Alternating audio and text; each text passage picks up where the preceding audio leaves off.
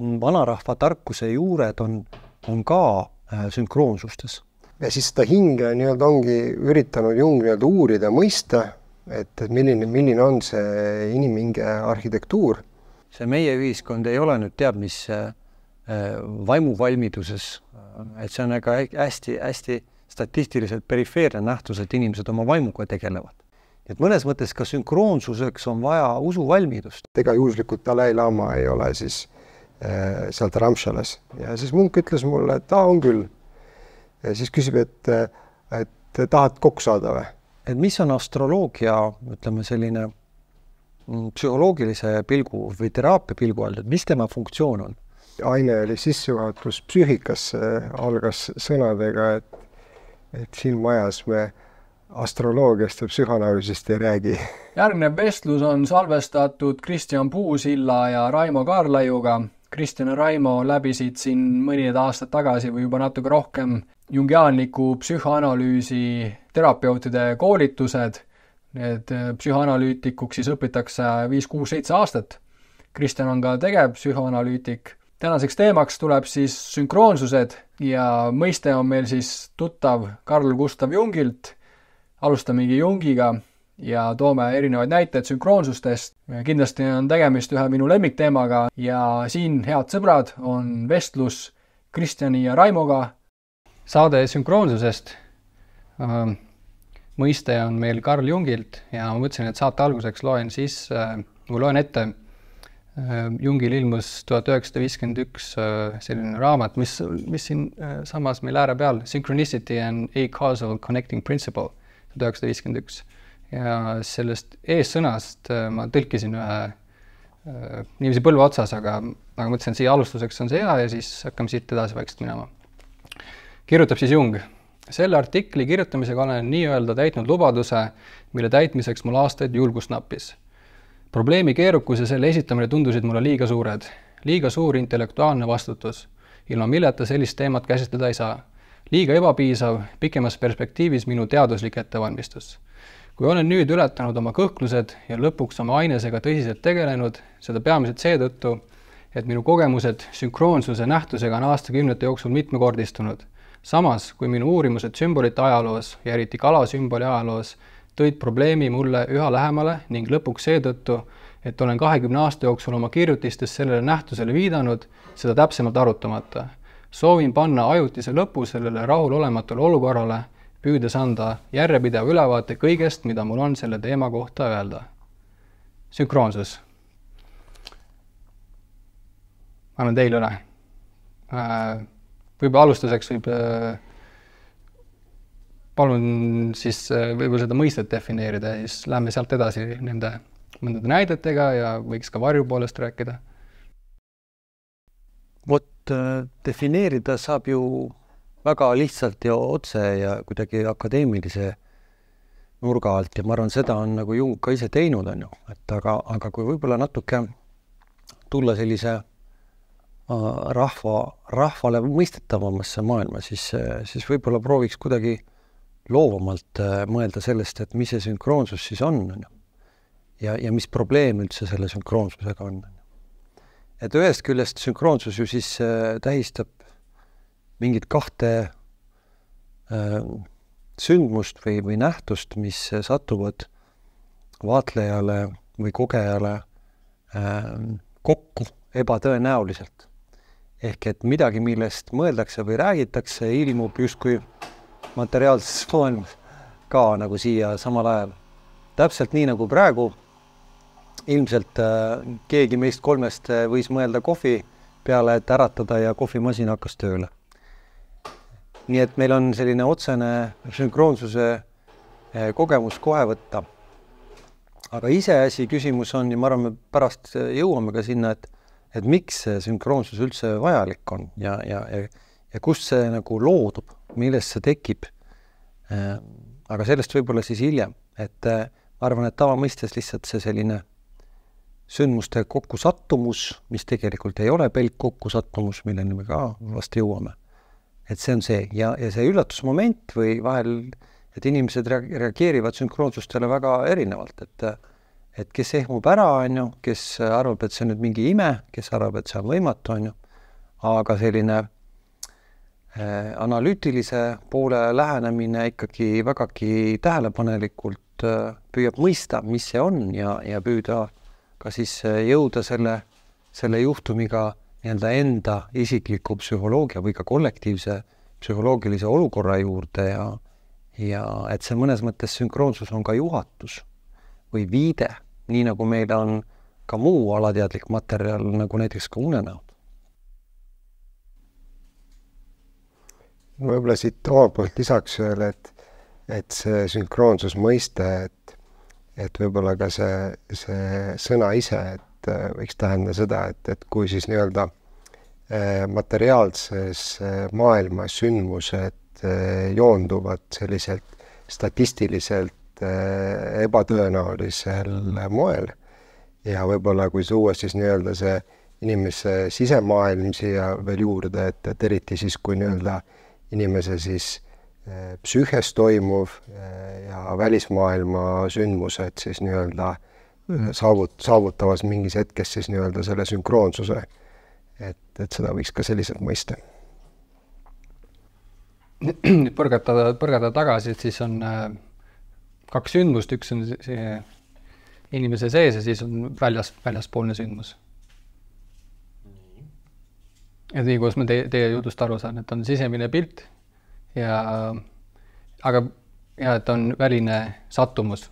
Et see, no, mitte alati, et see võib ka jutuks tulla või inimene võib ka mõelda, on ju, või talle võib ka meenuda vahel mingi asi, eks ole, et see sisemine on nagu hästi lai ja üldse sellel välisel ja sisemisel, me hästi tinglikult räägime nendest kui erinevatest nähtustest, aga kes vaimumaailmas ringi liigub või sealt töötab, nagu üks analüütik, siis need maailmad ongi koos, aga nad on ka eraldi, et nad on mõlemat pidi. Ja võib-olla see, mis see üllatusmoment on või ehmatusmoment on siis, kui nad on kuidagi ootamatult kokku sattumas ja et inimene on harjunud sellega, et need asjad on eraldi. Ma ei tea, kas või meie kultuuriruumis see keha ja vaimu teema, et need on kuidagi eraldi hoitud.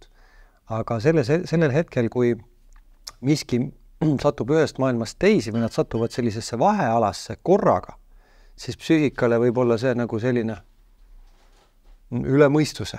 Ja ma arvan, et üle mõistuse on väga hea sõna, sest seda ongi vaja, et ta oleks üle mõistuse. Ma arvan, et sünkroonsuse üks selline funktsioon ongi tuua inimene ärkvele või välja sellest mustvalgest või sellisest rutiinsest olekust või mõtlemisest või endaga suhtest või ka maailmaga suhtest. Äratleda. Jung oma selles monograafi pealkiri on siis Synchronicity and acausal connecting principle. Rääkida sellest sõnast, meil on sõna kausaalne ja siis on akausaalne. Võib-olla anda lihaluudele siis, et mis too kausaalne on ja kuidas siis Jung võis seda akausaalsust mõista? Siin peaks natuke avama nagu seda üldse Jungi arusaama nii-öelda nagu inimpsüühest ja ka reaalsusest kui sellisest. Et Jungi jaoks on, ütleme, et kui me räägime sellisest nagu välismaailma materiaalsest reaalsusest, siis Jungi jaoks siis nii-öelda inimese psüühes toimiv on sama reaalne kui nii-öelda nagu see väline reaalsus. Ja ta ise on siis seda seletanud selliselt, et kõigele, mida inimene siin maailmas nii-öelda loob, eelneb alati fantaasia. Ja see fantaasia on sama reaalne, eks ju, et ta on intervjuus öelnud, et inimese fantaasiale võib järgneda see, et teine inimene võib surra või siis ehitatakse kusagil sild. Et see nii-öelda, ta ütleb selle kohta, et see fantaasia, et see on psüühiline fakt. Ja see on sama reaalne fakt, kui kõik muu nii-öelda välismaailmas toimuv. Et mis see kausaalsuse ja akausaalsuse kohta? No kausaalsus on nii mõnes mõttes lihtsasti mõistetav, et põhjus tagajärg. Ühesõnaga, et ongi, et kui me nii-öelda nagu välismaailmas mõistame, et on põhjus tagajärg ja seos, eks ju, et siis samasugune toimub siis nii-öelda inimese psüühes, et kõigele, mis meiega nagu toimub, et on alati mingisugune põhjus ja tagajärg ja seesama sünkroonsuse üks selline koht ongi see, kus nii-öelda see inimese psüühes toimuv ja see välismaailm nii-öelda omavahel kokku puutuvad. Kristjan, on mingid mõtted? Just mõtlesin see sõna sünkroonsus, et täna kaasaegses maailmas meil on vaja mõistet sellise nähtuse jaoks, aga kui vaadata näiteks loodusrahvad või kultuure, mis siis ei ole meie kaasaegne maailm, siis nendel sellist sõna tegelikult ei olnud vaja, sest et see oli igapäevane elu osa, taolised sünkroonsed nähtused. No mina mõtlesin ka selle peale, et meil räägitakse ka ju vanarahvas, et kuidas vanarahvas ilma näiteks ennustas on ju. Et ma arvan, et otsapidi selle vanarahva tarkuse juured on ka sünkroonsustes. Ehk et ma arvan, et selliste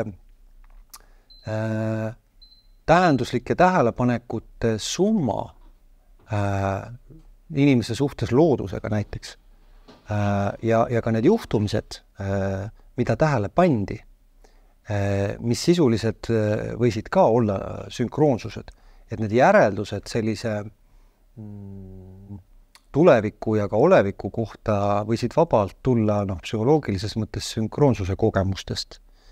Ja ma arvan, et ka täna on ju niimoodi, et okei, mõni ilmatark, ma ei räägi nüüd nagu meie teadusliku ilmateenistust, vaid ma räägin nagu inimesi, kes on loodusega elanud kooskõlast ja kelle hing on kooskõlas, et ma arvan, et nende sellised tarkused tulevad ka sünkroonsuskogemustele üles ehitatud teadmise pealt.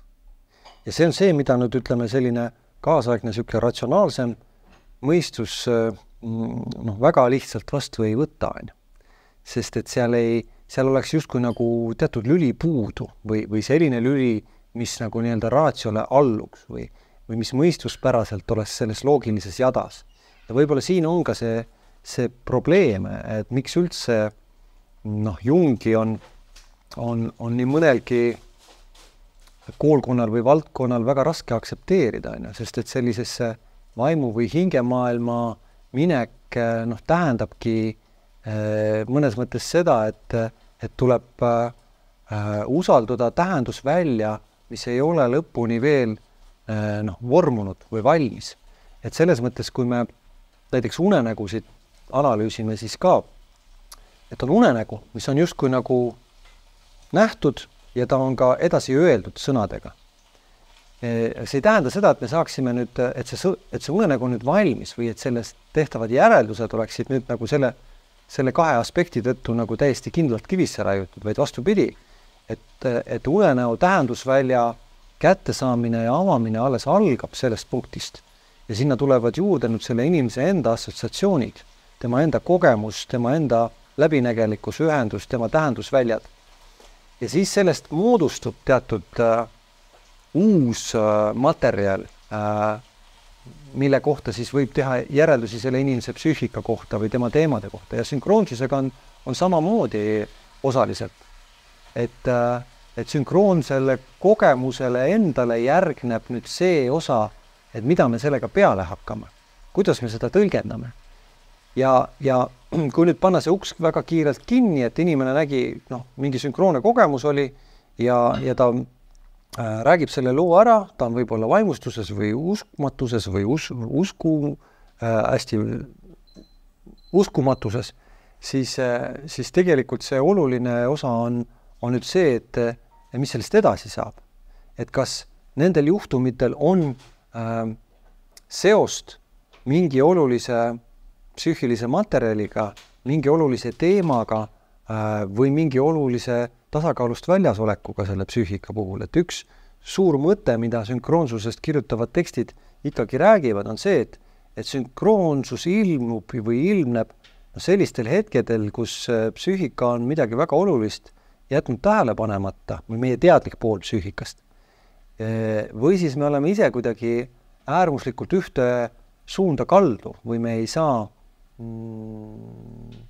ennast kätte ka selle teise poolt. No. Et kui mingi funktsioon, psüühiline funktsioon on hästi tugevalt inimene ainult selle keskne, siis võib juhtuda, et tal tuleb sünkroonsus, mis tahab tuua seda teist tasakaalustavat külge siia inimesele nii-öelda silmade ette. Natuke oli sellest juba juttu, aga võib-olla peaks seda teemat ka veel nagu avama, eks ju, et on mis on nagu inimene psühholoogia, et kui me võtame ka selle sõna psühholoogia, eks ju, et see on tegelikult siis nii-öelda võiks olla tõlkes hingeteadus. Ja kui me räägime siis ütleme sellisest klassikalisest füüsikast või klassikalisest psühhiaatrist või psühholoogiast, siis sellist asja nagu inimhing tegelikult ei eksisteeri. Et lihtsalt me oleme kõik selline lihtsalt aatomite ja molekulide kogum, eks ju. Ja kui me võtame siis, ütleme nii-öelda kas siis religiooni või mütoloogiat või et siis sealt tuleb nii-öelda see ikkagi inimhinge mõiste tuleb sisse. Ja Jung siis nii-öelda tuginedes oma siis tööle ja oma siis nagu tunnetusele ja ka ütleme põhjalikule religiooni ja mütoloogia uurimisele, et ikkagi jõudis arusaamisele, et seal sellel inimesel on midagi veel. Ja siis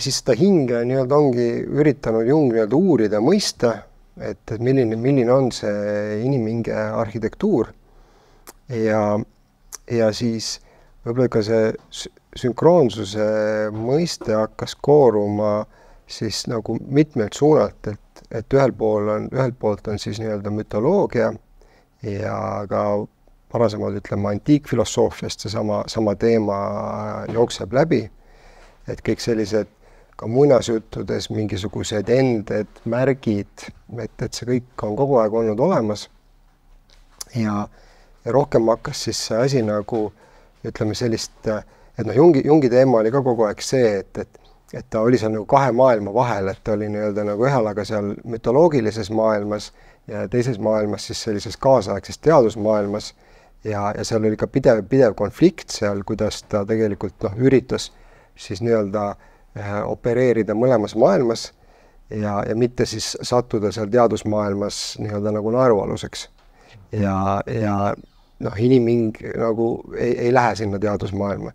Aga kui siis Jungi kliendiks sattus siis kvantfüüsik Wolfgang Pauli, siis hästi paljustki siis nii-öelda Wolfgang Pauliga vestlustest hakkas siis nagu see mõte nagu rohkem välja kooruma, sest et kui siis klassikaline filosoofia ei ole absoluutselt võimalik selline nähtus, siis kui võtta siis tollel ajal sellist suhteliselt värsket teadust nagu kvantfüüsika, siis kvantfüüsika jaoks on see kõik väga võimalik.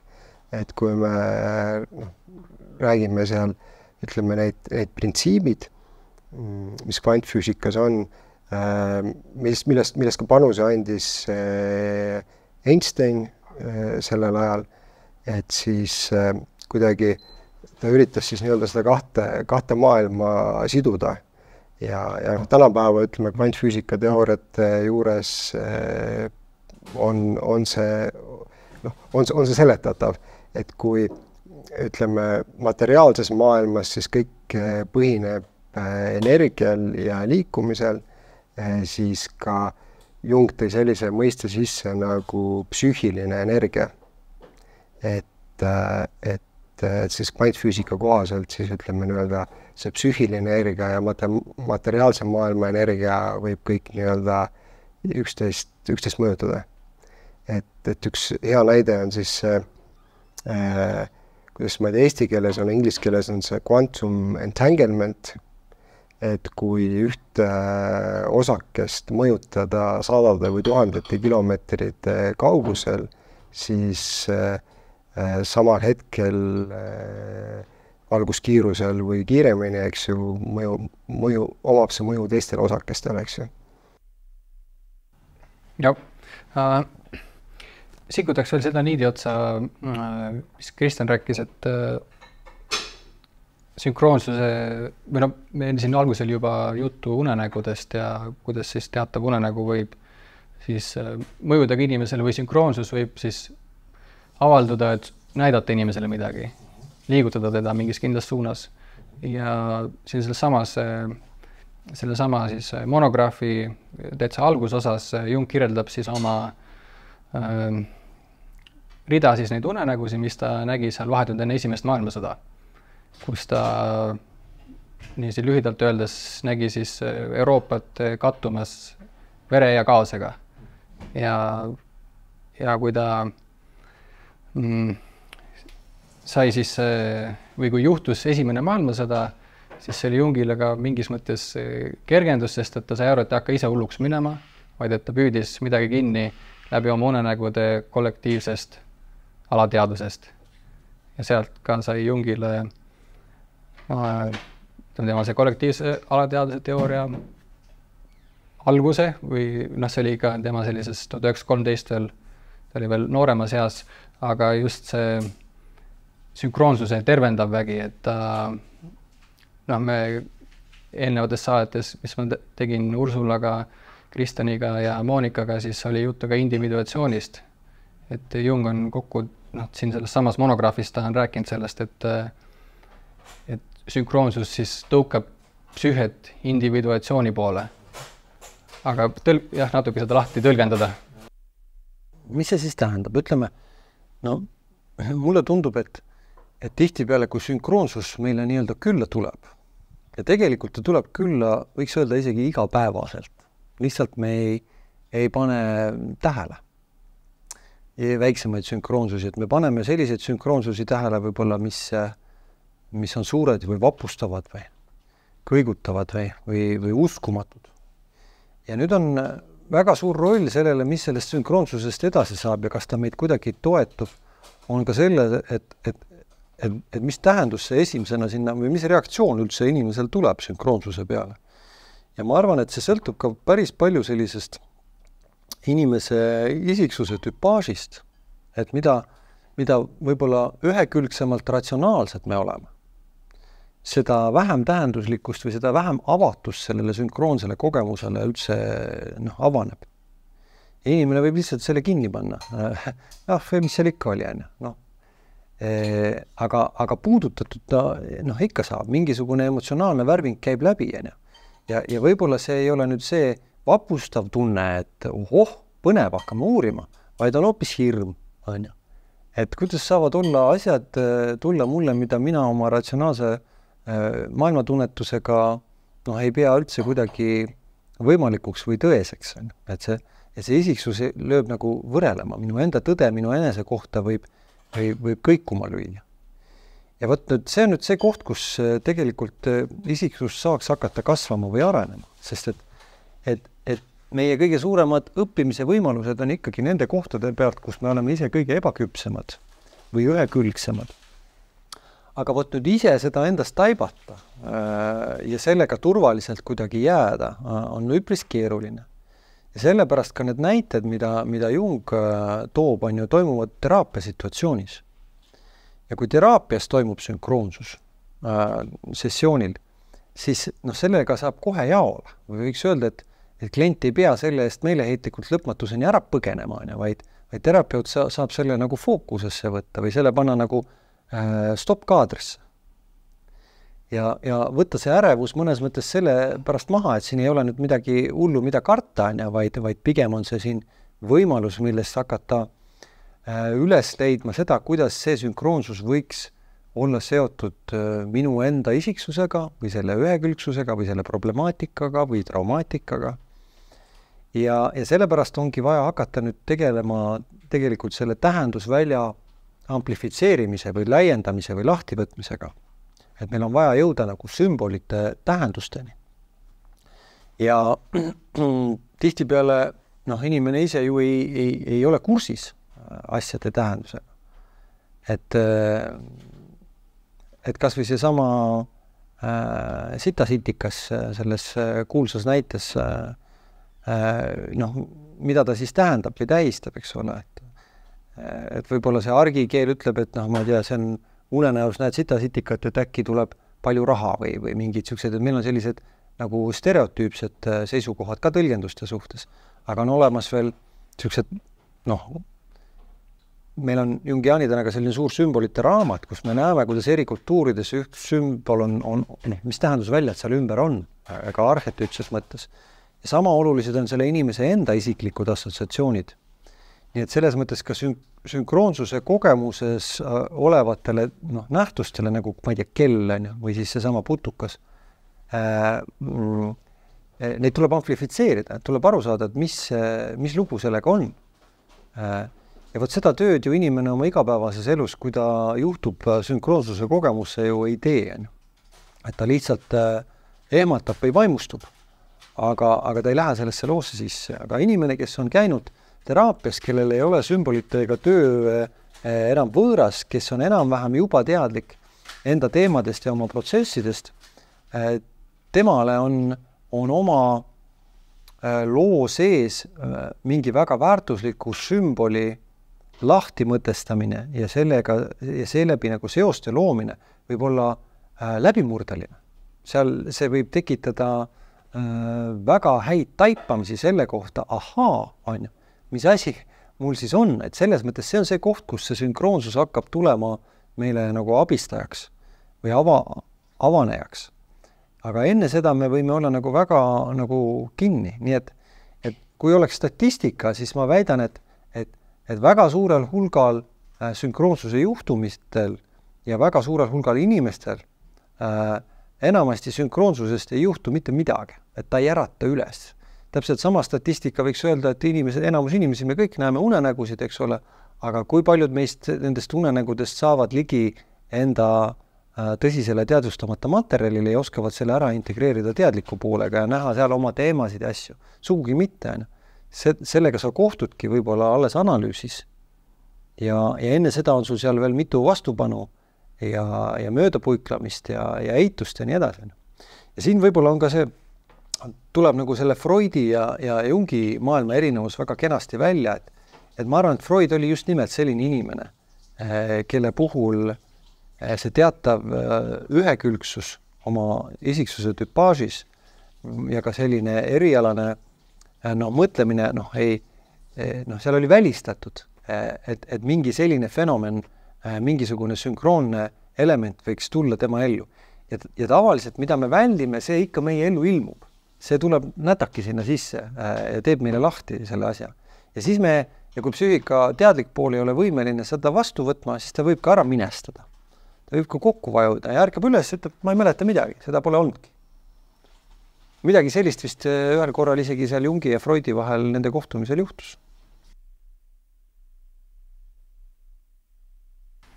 Raivo, on midagi põrgatada või? Ei ole, et Riie. Võib-olla sai mainitud siis seda kuldset või kuulsat sitamardika kuldse skarabioosi korraks mainisid seda, et räägime selle loo lahti, seda on nii mitmetes kohtades kasutatud. Kuulus juhtum siis Jungi ja tema patsiendi vahel teraapias. No ma võin natuke rääkida, et nii palju, kui ma lugenud olen selle kohta, et Jungil oli teraapias oli üks naisterahvas, kes oli selline, ütleme, väga ratsionaalse maailmavaatega ja väga skeptiline kogu selle sümboolse maailma suhtes. Ja kui ta rääkis siis teraapiaruumis Jungile oma unenägu, et ta oli näinud nii-öelda unes seda kuldset skarabööst, siis samal hetkel siis lendas teraapiaruumi akna vastu siis üks mingisse sarnasesse liiki kuulub siis putukas, et ütleme, et Jung ütles, et kõige lähedasem siis, mis sellel laiuskraadil nii-öelda skarabeus oli nii-öelda leidub ja ta siis tegi akna lahti, võttis selle putuka ja ma ei tea, kas ulatas naisele või osutas selle putukasele ja ütles, et näed, et siin on sinu see skarabeus. Ja siis see sündmus siis nii-öelda selles et kuna see tundus nii-öelda tollel hetkel nii ebatõenäoline, et midagi sellist võib juhtuda, et siis naisest toimus mingisugune avanemine, et jah, et siin psüühes on veel midagi nii-öelda enamat, mida me ei mõista ja sealt nii-öelda sai see teraapia nii-öelda uue hingamise. Et selliselt väga üldsõnaliselt kokku võttes. Jah, väga hea, aitäh sulle. Kuulasin veel, kirjutasin üles sellest podcastist, te kindlasti olete tuttavad, see on viimase üks lemmik saateid, olen palju kuulanud, This Jungian Life on YouTube'is ka podcastis olemas, seal on 3 siis psühhoanalüütikud Ameerikast ja lihtsalt selle Jungi kuldse skarabeusi näitele võiks selle juurde lugeda, et mul on see inglis keeles ka, et ma seda ei ole ära tõlkinud, et seal siis ütlesid niiviisi, et synchronicity is a surprise and a gift, a one-time incident of deep meaning. Reflects our recognition that synchronicity is a kind of entry into a larger recognition of the world being spiritually, meaningfully informed. That there is more going on than just a disenchanted mechanistic worldview. Ja siin vestluse algus mainisid ka, et midagi veel. Et seal Jungas kasutanud ka seda William Jamesi 2 sõna, something more. No milleks meile seda midagi veel üldse vaja on? Ma arvan, küsiks siuke pragmaatiline mõistuse hääl. Et inimene saab ju oma elu elada niimoodi ära, et vabandage väljendust, eks ole, sööb ja et teeb neid 2 S-asja ka veel, 3 S siis, et millal see vaimumaailma või hingemaailma küsimus üldse üles kerkib ja seda kerkib üles üldiselt siis, kui me oleme mingisuguses lahendamatus olukorras või kriisis. Ja see, et kriisid inimese elus on, see on olemuslik, see on normaalne. Et me saame, areng on tsükliline. Ja? Et üks faas lõpeb, üks kvaliteet ammendab ennast, peab sündima järgmine. Ja niimoodi on meil erinevad arengufaasid, millest üldiselt ka teatakse. Ja lõppeks see kõik ütleme, kulmineerub siis sellise arengufaasiga nagu keskea kriis. Ja Jung on oma elukaare teoorias ikkagi rääkinud sellest, et elukaare esimese poole me ehitame üles oma ego, oma ego tugevuse ja seda selleks, et sobituda siia maailma ja saada teada, kes ma siin maailmas olen. Ja see õppeprotsess väga palju ei tegele selle vaimu poolega, kui me just ei ole sündinud sellises kultuuris, kus see vaimsus on niikuinii hästi integreeritud. Ma väidan, et pärast sükest materialistlikku kommunismi ja veel 90-ndate sükest marulist aega, see meie ühiskond ei ole nüüd teab, mis vaimuvalmiduses, et see on hästi statistiliselt perifeerne nähtus, et inimesed oma vaimuga tegelevad. Loomulikult kultuuris on oma vaimsus ka, me kõik oleme lugenud kirjandust ja nii edasi. Aga kui me räägime sellest vaimsusest, mis ületab raatsio, mis ületab minu enda ego ja millest ma tegelikult ka loodun või millest ma tehtud olen, Jung nimetab ju seda selfiks. See, mis üldse hoiab isiksust tervikuna koos ja millest isiksus nagu loodub ja kuhu isiksus ka liigub. Et siis see keskea kriis on võib-olla see koht, kus inimene mõnes mõttes on valmis selle vaimse puudutuseks või võib-olla religiooni võtmes me võiksime öelda ilmutuseks. ja see valmidus ei ole lihtsalt see, et ma olen valmis, vaid see valmidus on selline tera peal kõndimine. See on selline habras olek, kust kukutakse pidevalt tagasi. Et see on, kui siin filosoofidele viidata, siis Kierkegaard kindlasti ütleks, et see on see ängistav seisund, kust me ei tea, kes me enam oleme, kuigi me oleme just teada saanud, kes me oleme. Aga teadlikus pooles on ühtmoodi ja alateadlikus pooles on teistmoodi. Ja need maailmad on kuidagi lõhestatud, nad on kahetised ja seda ühendust ei ole. Ja võib-olla sünkroonsus on üks nähtus, mis tuleb meile pakkuma seda võimalust selle ühendusega kokku puutuda ja sellesse tõsiselt sisse minna. Ja teistpidi meie elukogemus, meie kultuuriline taust võivad liikuda täiesti teistpidises suunas ja anda meile märku, et see on hirmutav, see on ohtlik, sinna ei tasu minna, seda ei ole olemas. Igasugused eitused, ratsionaliseerimised, igasugused kaitsemehhanismid võivad töötada selle vastu, et mitte kohtuda iseendaga, mis on suurem kui ma ise. Või see miski, mis on veel. Ja mille poolest võib-olla analüütiline psühhoteraapia erineb paljudest teistest teraapiatest, ongi see, et ühel hetkel inimene ka teraapias õpib ja küpseb ja tal ei ole enam see hirmutav, see iseenda kangelase või kangelanna teekond, mille puhul ta peab ka ühtpidi kohtuma oma kõige suuremate hirmudega, oma varjuga ja teistpidi tal tuleb ka surra või vähemalt tappa lohe, piltlikult öeldes. Aga mis see tähendab? See tähendabki ju seda, et ma ei saa tavahoiakuga või oma mõistusega, ma ei saa vaimule ligi, ma ei saa sinna teadvustamata maailma sisse. Et siin on vaja midagi muud, et ma olen ise nimetanud, et siin on vaja seda psüühika 5. funktsiooni, milleks on usk. No see ei ole nüüd viide ühelegi teadusele, vaid ma ise olen käsitlenud usku kui psüühika 5. funktsiooni. Et mõnes mõttes ka sünkroonsuseks on vaja usuvalmidust, ja mis see usk siis tähendab sünkroonsuse puhul? See tähendab seda, et mul on valmidus võtta vastu ja suhestuda millegagi, mis on üle mõistus. Aga kust see valmidus peaks tekkima?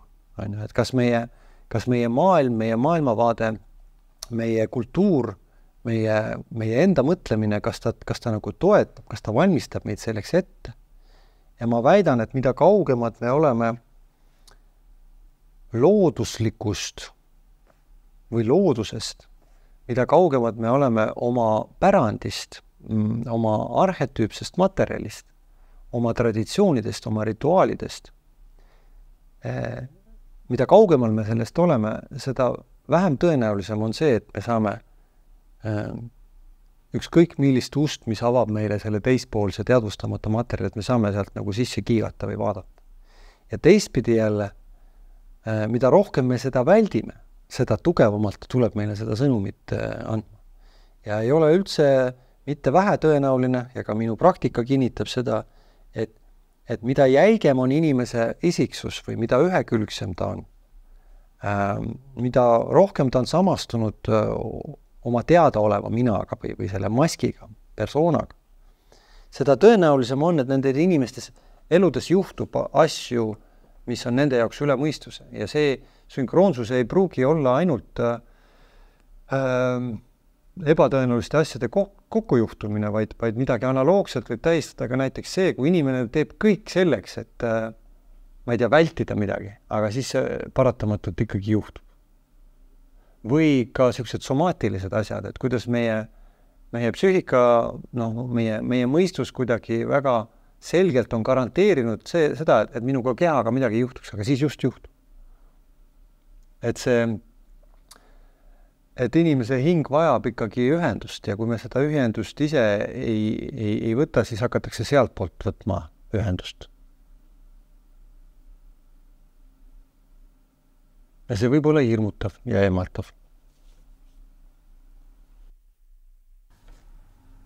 Annaks lihaluudele veel, rääksime sellest kuldse skarabioosi näitest, mis siis oli Jungi siis patsientile selline inglise keele sõna või siin, mis ta kasutasid, oli overpowering, selline väga võimas kogemus ja muutis siis, võiks ka öelda sellist tunnetust või olemisviisi põhjatult.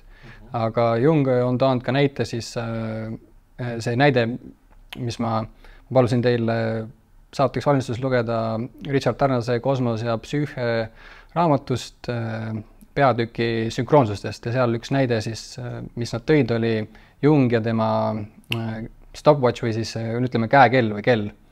Et seal nad kategoorisid seda kui sellist kerget sünkroonsust. Et Kristjan, saad sellest tegelikult maininud ka, et sünkroonsused juhtuvad, küsimus, et kas me neid märkame ja Jungi kohta on öelnud, et tema oli siis väga otsis neid märke, jälgis laineid, jälgis tuulepuhanguid. Üks asi, mis on kirjeldatud, et kui ta seal, kus tal see järve ääres oli, mis see riigis, Zürichis on ju, järve ääres, kui tal olid seal patsiendis, üks asi, mis ta ütleb, et ta märkas seda, et kui teraapias jõudis siis vestlus sellisele võib-olla keerulisemale või raskemale kohale, siis ta märkas muutust lainetes sellel järvel. Et sellised kergemad sünkroonsused. Aga kasutada seda kellanäidet.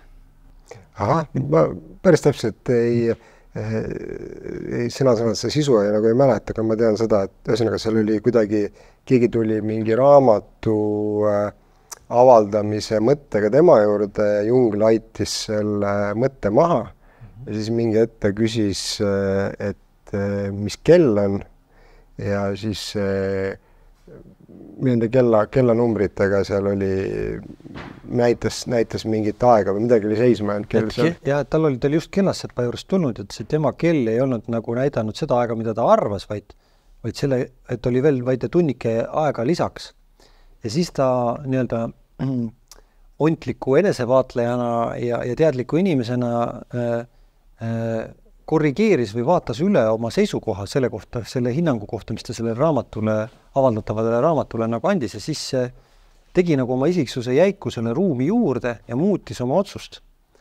Et see ruumi juurde tegemine, aja andmine on võib-olla nagu hea näide sellise kerge sünkroonsuse kohta küll sealt sellest tema nõust. Aga võib-olla siin nende kergete sünkroonsuste juures oleks hea ka nagu see teema üle rääkida, et ühesõnaga nende sünkroonsuste juures on see, et on oluline nii-öelda kohalolek, eks ju, ja võime siis nii-öelda seda ümbrust nii-öelda jälgida ja leides siis nii-öelda nagu seoseid oma välise ja sisemise maailma juures, mis sind nagu kõnetavad, et seal see sünkroonsusega võiks käia kaasas ka mingisugune nagu sisemine tunne, et jah, et see on minu jaoks tähenduslik. Ja see nii-öelda ohupool selle asja juures on see, et kui inimesed hakkavad nii-öelda väga neid sünkroonsusi otsima, et siis seal on see, et neid võib hakata leidma milles iganes ja seal on see ka, et kui inimese nii-öelda ego ei ole piisavalt välja kujunenud ja ka psüühe, et siis mingi hetk võib juhtuda, et need sünkroonsused või need tähendused nii-öelda ujutavad siis meie selle teadvuse üle. Et siis seal on nagu ka oht, et see võib ka mingi hetk sinna patoloogilise poole peale nii-öelda minna, eks ju. Ja ärev inimene võib hakata genereerima endale hirme sellega, et mõtle, jälle ma nägin sünkroonsust ja jälle ma nägin ja jälle ma kardan.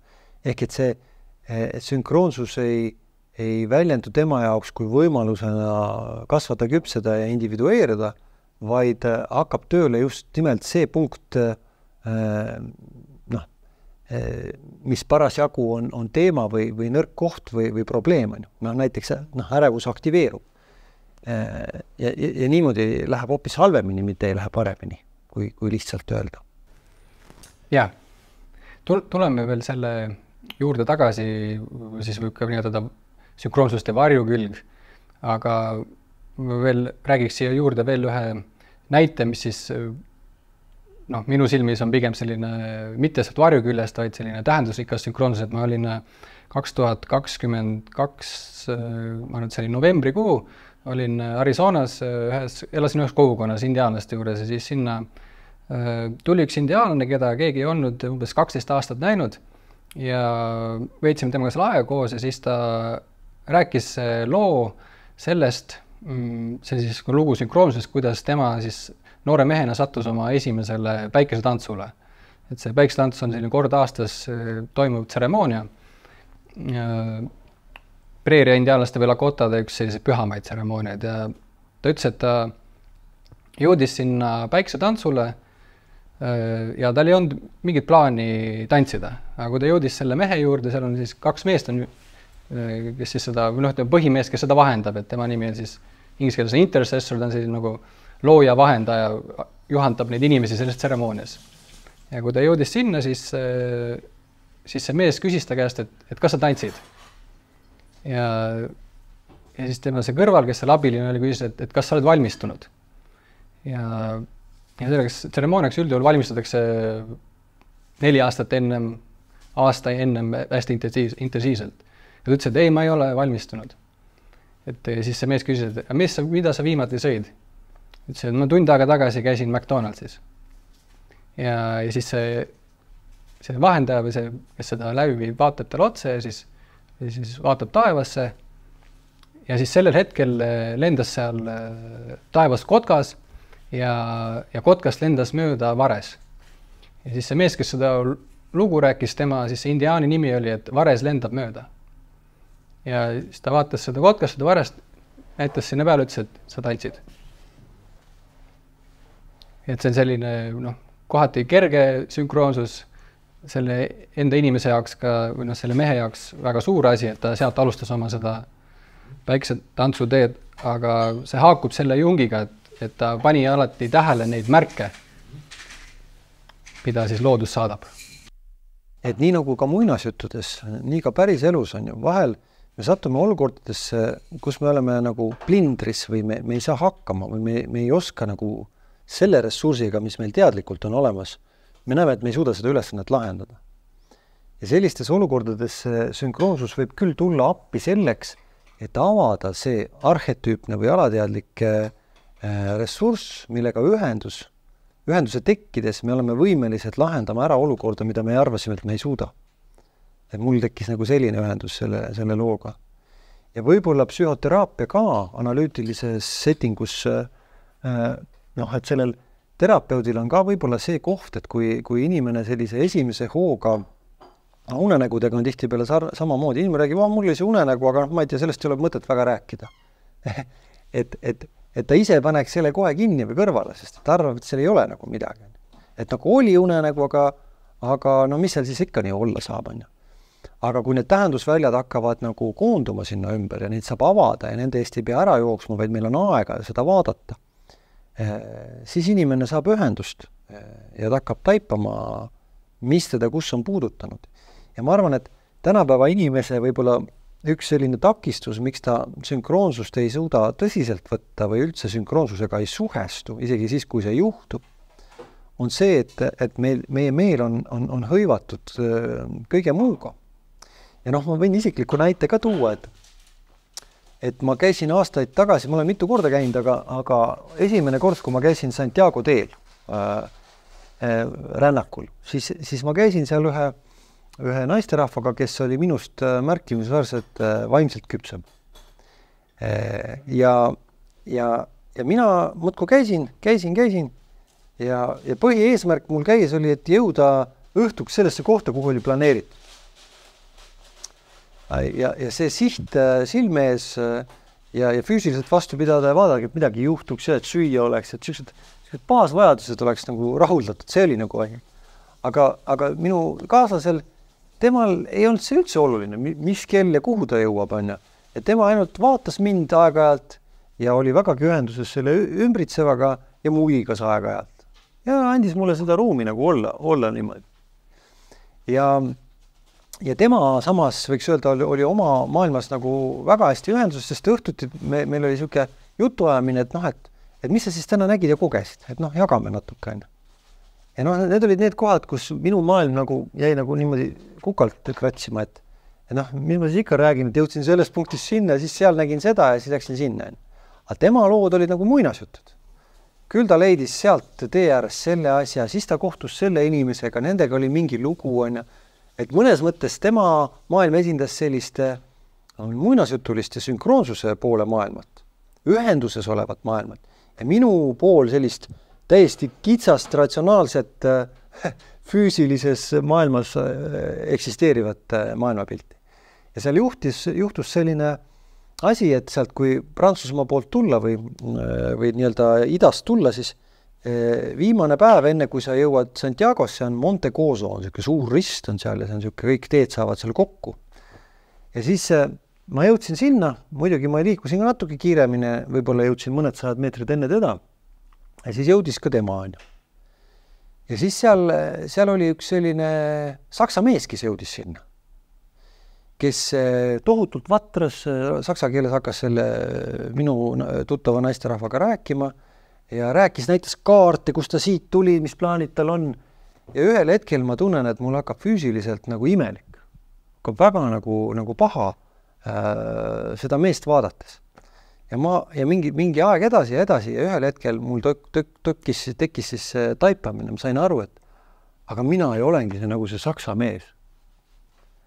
Ja see on täiesti õudne, et ma olen tulnud terve tee ära, mul on üks päev veel minna ja ma ei ole tegelikult absoluutselt kohal olnud ja ma ei ole praktiliselt mitte midagi nagu näinud nagu selles sügavamas avatumas mõttes. Loomulikult ma visuaalselt olen näinud, aga ma ei ole kohtunud mitte millegagi. Ja see oli mulle niivõrd šokeeriv, et ma vajusin sõna otsa mõttes nagu kokku. Mul küll ei kaotanud teadvust, aga see taipamine enda kohta, et minu maailm on nii kitsas, et mul oli vaja väliselt näha seda meest selleks. Ja loomulikult see toimus selle suure risti all. Ja mõnes mõttes ka siuke väike sünkroonsus, mis aitas mul taibata, et ma teen midagi väga ühekülgselt või väga, et mul on vaja õppida hoopis mingeid muid asju hoopis teises kohas. Selline lugu. Ja üldse ma arvan, et sünkroonsustele saab ligi läbi isiklike lugude, et kui ka teil on mingit ägedat lugu, sa natuke juba rääkisid ühe teise looga, et need isiklikud lood on võib-olla need, mis aitavad nagu mõista seda poolt ka, et kuidas sünkroonsusesse saab sisse või mida ta siis meie psüühikaga teeb või mis see kingitus sealt tagasi on. Et kas keegi tahaks ka veel mingit lugu rääkida? No minu ütleme, et selliseid väikseid sünkroonsusi on palju, aga võib-olla minu jaoks üks olulisemaid lugusid on see, kus ma siis suhteliselt veel noore poisina tundsin niisugust tungi, et läheks Indiasse. Ja selline, et seljakotiga rändama sinna natuke nagu võib-olla palverännaku moodi asi. Ja siis rääkisin sellest sõbrale, sõber talle ka väga mõte meeldis ja tuleb ka, tema rääkis omakorda veel mõnele sõbrale.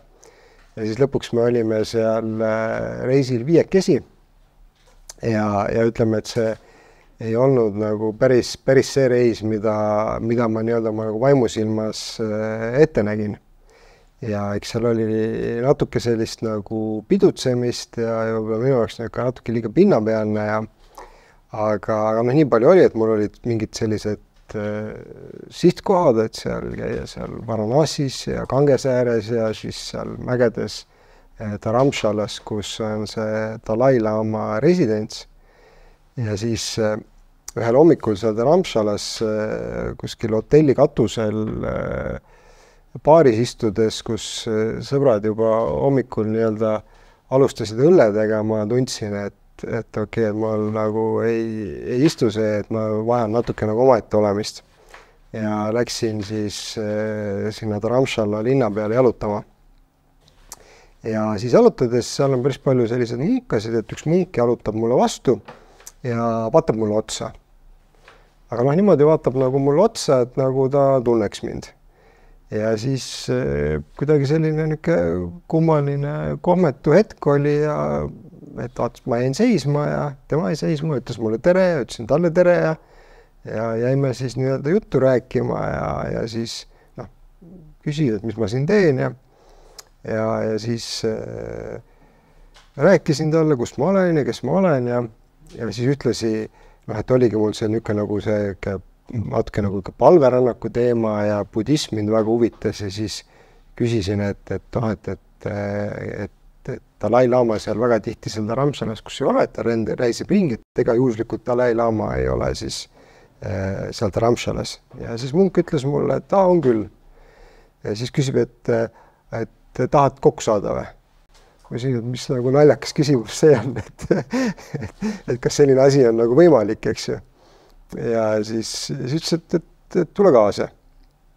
Ja siis viis mind siis kuskile templisse ja siis ma arvasin, et võib-olla siis kuskilt ta läheb mööda äkki, et saab teda näha, aga ei, et seal olid siis mõned jüngrid istusid seal ringis maas ja siis pandi mind ka sinna ringi istuma ja tuli Dalai Lama ja need tundusid ta siis mingid sellised lähimad jüngrid või kaaslased olevat ja siis ta hakkas nendega juttu rääkima.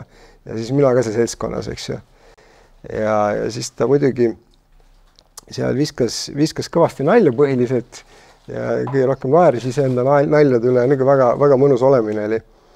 Ja pärast, kui ma sealt nagu templist minema jalutasin, et siis oli selles mõttes selline tõeliselt nagu sünkroonne tunne, et kuidas maailmas kõik asjad on nagu omal kohal. Et sul lihtsalt on vaja kuulata oma sisetunnet, olla kohal, eks ju. Et tõenäoliselt kui ma oleks läinud üksi või see sõbra kahekesi sinna palverõnnakule, siis ma ei oleks sellist kogemust nii-öelda nagu saanud. Et see võib-olla mind ennast nagu kõige rohkem liigutas ja siis, kui ma olen mõne budistiga sellest rääkinud, siis nemad ütlevad, et see ei ole midagi juhuslikku, et see on ikkagi väga, väga oluline sündmus. Ma võib-olla veel ühe lühijutu räägin lihtsalt, et võib-olla mis ei ole nagu, mis on nagu nii igapäevane või et juhtus kunagi, ma humanitaarinstituudis õppisin, siis meil oli üks eriline siuke idafilosoofia kursus ja siis tuntud õppejõud, siis me arutasime selle mõtleja mõttekäike ja minul oli oma versioon. See oli nagu suhteliselt nagu teistmoodi nägemus sellest ja tõlgendus sellest kõigest. Ja siis mul ei annab nagu rahu see enda tõlgendus ja siis see loeng lõppes ära ja me läksime kohvikusse selle õppejõuga ja ma ikkagi pinnisin, et kohvikus, et mis ta nagu arvab nagu, et sellest minu variandist, et kas see ei võiks ka kuidagi nagu adekvaatselt sobituda sinna. Siis ta natuke nagu muigas ja ütles, et tead, et see on sama tõenäoline, kui Eestis oleks juhtuks kuradi maavärin. Ja selle sama päeva õhtul oli Eestis maavärin, nagu, mida juhtub nagu väga harva, mingi 3,5 magnituudine. Ja see on siuke huvitav sünkroonsus oli minu arvates. Siis see elevus või see vaimustus sellest, et mul oli õigus vaata, et mul on nagu, et minu maailm ka loeb, on. Et selle tähendus, eks ole, võib viia nagu kahte suunda.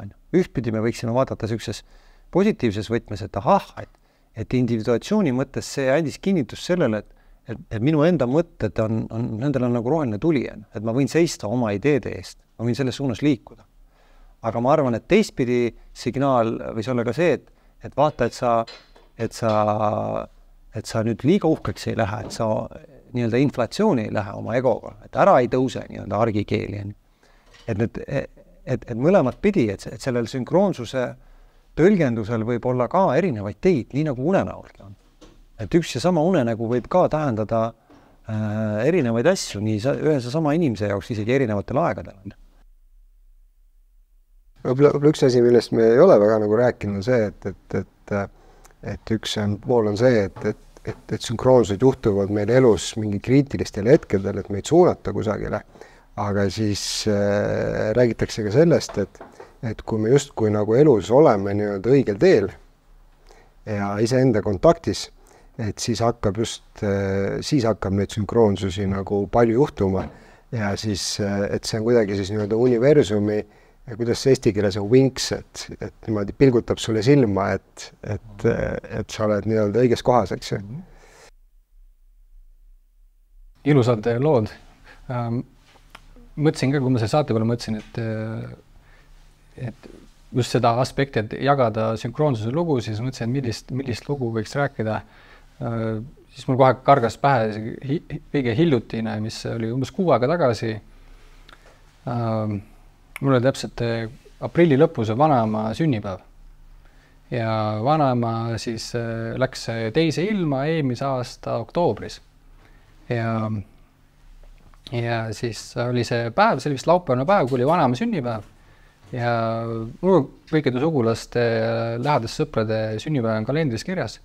Aga ma ei olnud too päev, ma olin laupäev, kes käisime naaberküla mehest, siis naaberküla naabrimehelt valget leppapuid võtmaseks saaks kala suitsetada. Olin tema juures, räägin seal temaga juttu ja siis järsku tuli meelde, et täna on vanaema sünnipäev. Ja täpselt sellel hetkel, kui mul tuli meelde, et täna on vanaema sünnipäev, siis sellel samal sekundil mul meenus, et ma nägin täna öösel vanaema unes. Ja siis see oli niisugune huvitav, hästi tugev hetk mu enda jaoks, et mul on ka tihti seda, et näed unenägu ja ta ei jää sulle meelde. Aga et siis mõni näed mingit esemet või mingi asi, siis niiviisi selle päevasel ajal tuletab selle unenäo meelde. Ja see oli niisugune hästi mu endale väga soe hetk. See unenägu oli veel nii, et vanaemal oli insult mõni aasta tagasi ja ta ei saanud enam rääkida. Ja olime siis vanaema koos isaga ja rääkisime vanaemaga juttu. Ja tundus, et ta oli sellises veel niisuguses nagu, kuna tema see viimane soov oli, et mida me nüüd täidame isaga nüüd siin suvel, et kuna ta elas Soomes, et siis tema tuhk puisata Soome-Eesti vahele piirile.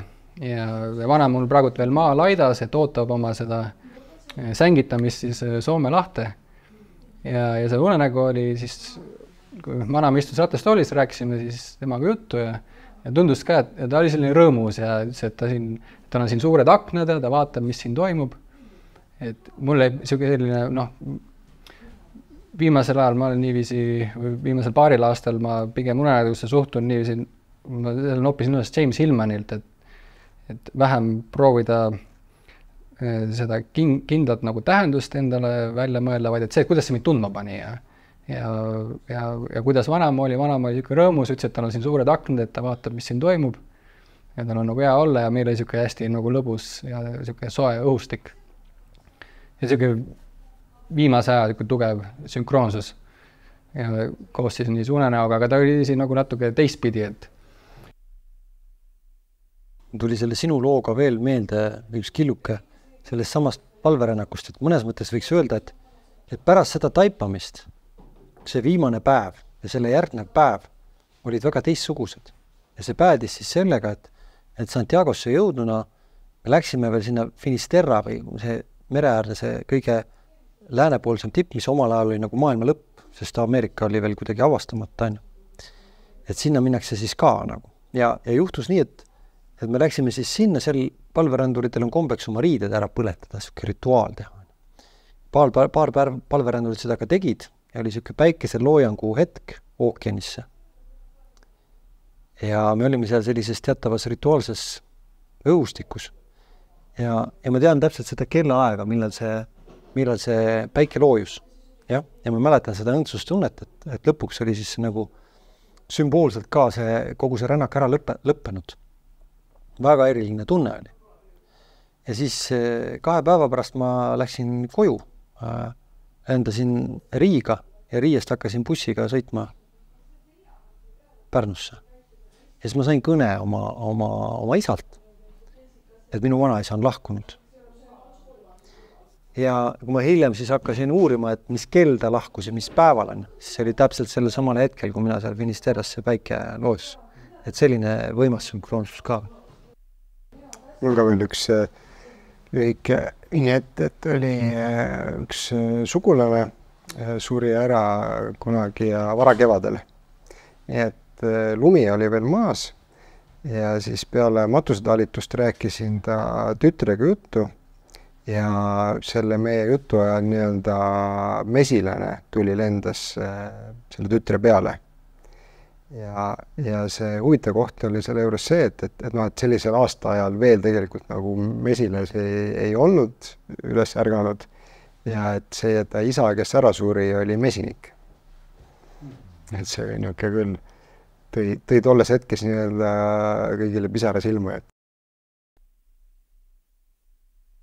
Siin Richard Tarnasest oli juba juttu ja tema sellest kosmose psüüheraamatust ja siin üks mu lemmikloengud YouTube'is on oli sünkroonsuse sümpoosium oli California osariigis aastal 2014 ja siis Tarnas peab seal ühe loengu sünkroonsusest, et see on siis Richard Tarnas sünkroonsusest, et selle ajalugu siis enne ja peale Jungi. Ja see on ma esimest korda kuulsin seda juba mõni aasta tagasi, see sünkroonsuse teema on alati selline hingelähedane olnud ja seal siis Tarnas mainib seda, et ta veel mainib seal ühte sellise mehe nime nagu Robert Aziz ja temal siis on raamat, mis ilmus nüüd juba 30 aastat tagasi, mille pealkiri on siis Synchronicity and Jung's Psychology of Religion ehk siis sünkroonsus ja Jungi religioonipsühholoogia. Ja ta siis Robert Aziz raamatu autor siis toob välja, et mida sünkroonsused ja Jungi jaoks tähendasid, et Jungile siis sünkroonsused tõid hästi suure muutuse just tema arusaamisest religioonist. Ja üldse siis human experience inimkogemusest.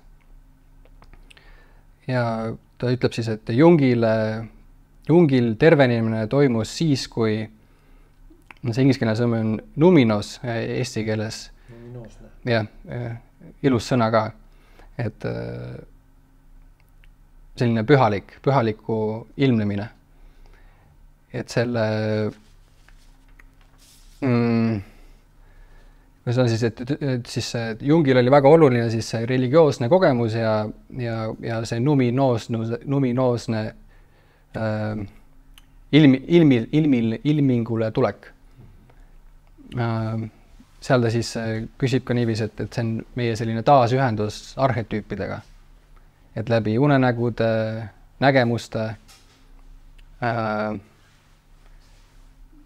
religioossete kogemuste selline kokkupuute kohad siis sellise pühalikuga, pühaga. Ja kes kindlasti need viimased lood ka ja ma enda kogemus, et see kokkupuuted siis või need lood on ka väga tervendavad. Ja sa juba seda mainisid, Kristjan ka, et Tarnas samas loengus ta siis mitu korda kordab sellist sõna, et inglise keeles või eesti keele tõlkida, et in the symbol, the world itself is speaking. In the symbol, the world itself is speaking. Et läbi selles sümbolis maailm ise räägib meiega. Ma arvan, et siin on ka võib-olla see sõnum, et kus on võtmed individuatsiooniks ja tervenemiseks ja iseendaks saamiseks, eks ole. Et mõnes mõttes analüütiline teraapia selles sessioonil toimub ju seesama, et inimene, me otsime sümboleid inimese loos, inimese unenägudest ja sellised, sest sümbolil on vägi ja võime ühendada. Et mul oli siin hiljuti ka üks traumakursus, et ka trauma puhul on hästi, on vaja seda ühendavat ja tervendavat sümbolit, mis on võimeline selle kurja või katkise elemendi taas ühendama. Ja inimesest endast ei piisa, et sul on vaja kõrgemat väge kui see, millega sa teadlikult samastud. Ja selles mõttes ka see jumalik vägi, ja see ei pea olema nüüd kristlikus mõttes jumal, et see on pigem sellises arhetüüpses mõttes, psüühika mõttes, miski, mis on suurem kui mina, eks ole, mis võimaldab mul taas ühendada ja need killud uuesti kokku korjata. Ja vahel on nii, et inimesel ei ole endal, kuidas öelda, seda väge või või ta on liiga habras, et selle, isegi kui see sümbol tuleb, isegi kui see sünkroonsus ilmneb, on ju, et saada sinna nagu sisse või julgeda sinna sisse minna, on ju. Ja ma arvan, et see on see koht, kus miks meil on üldse vaja teraapia suhet või kahte inimest selleks, et toimuks tervenemine või ühendus, on ju. Sest et teise inimese kohalolu ja ühendus, kui see on tõeline ühendus. Ja sellepärast on ka hästi oluline, et analüütilises teraapias, et terapeut ei ole seal lihtsalt funktsioon või masin, kes nagu justkui kuulab ja siis midagi ütleb või ütleb seda, mida oodatakse vaid et seal kaks hinge kohtuvad nagu päriselt ja et ka mina terapeudina tunnen päriselt selle inimese tundeid ja tema lugu ja tema maailma ja ma saan sellega kontakti ja tema ka tunneb, et ma olen seal päris inimesena kohal. Sest kui seda ei ole, siis mõnes mõttes mind ei ole ruumis. On minu mask, on minu teadmised, aga mind ei ole.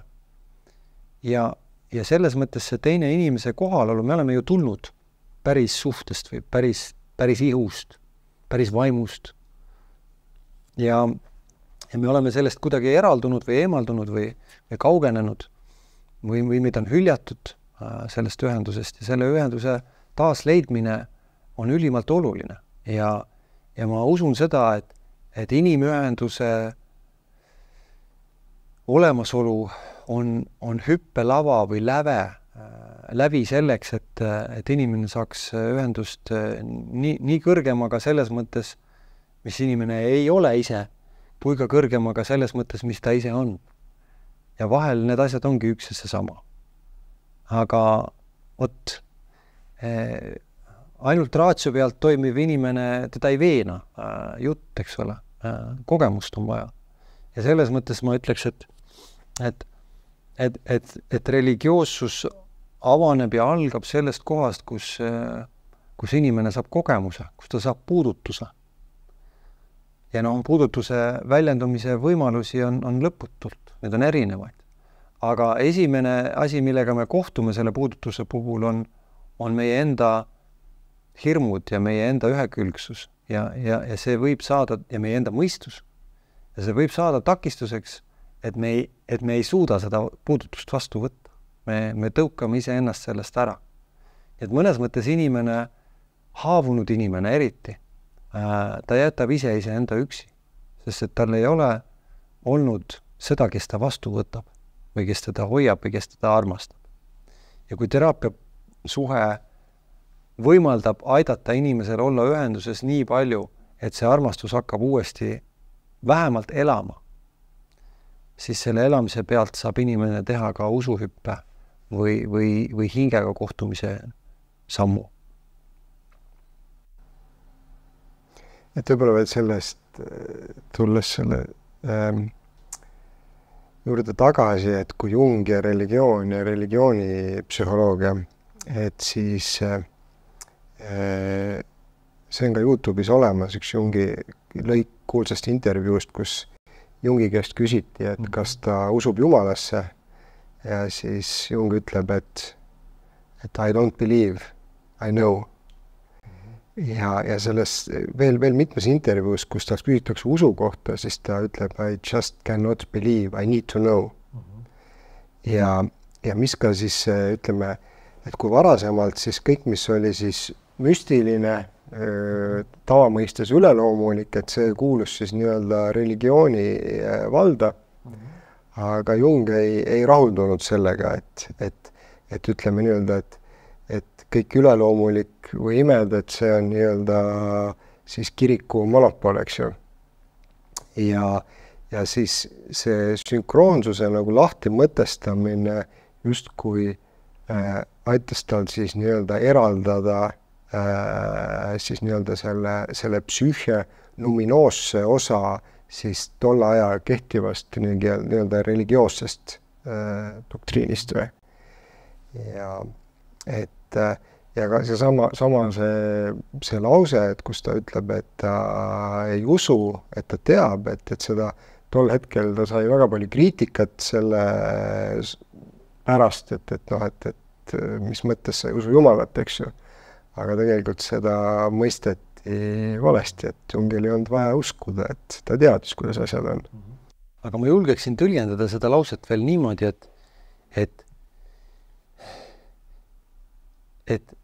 et Jung uskus nii palju, et tema uskumisest oli saanud teadmine. Või ka mõistmine on, et selles mõttes, et seal ei olnud vaja enam nagu esitada seda usu küsimust. Et see teadmine oli kogemuslikult nii ilmselge. Võib-olla ka ütleme, et see Jumala kontseptsioon, et võib-olla see, mis see oli nii-öelda Jungi jaoks, et ei läinud kokku nii-öelda tolle aja kehtiva arusaamaga.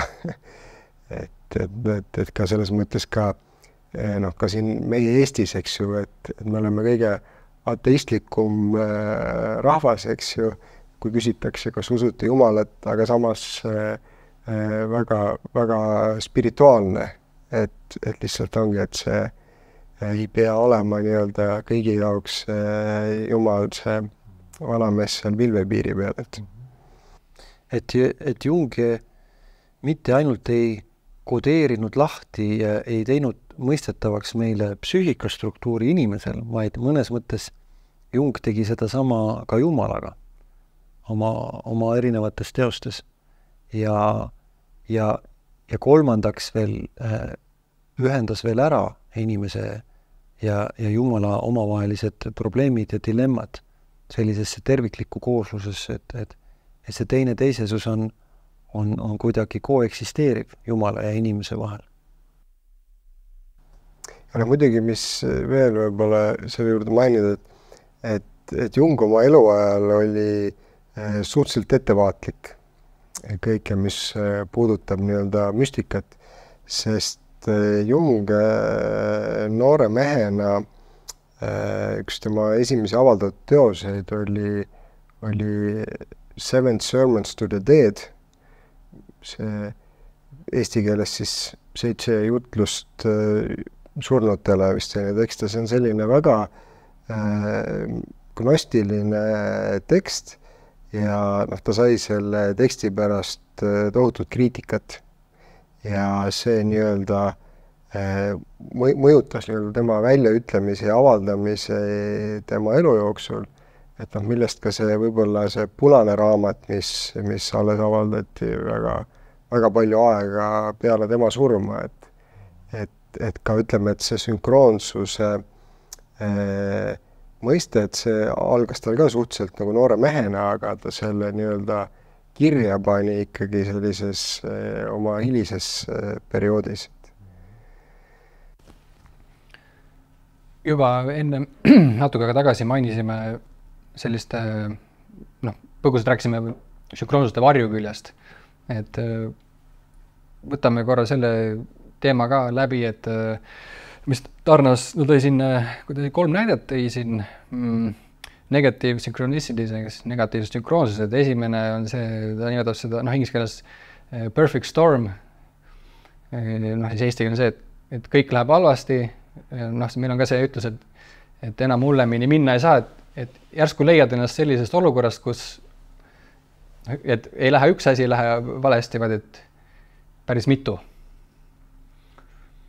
Et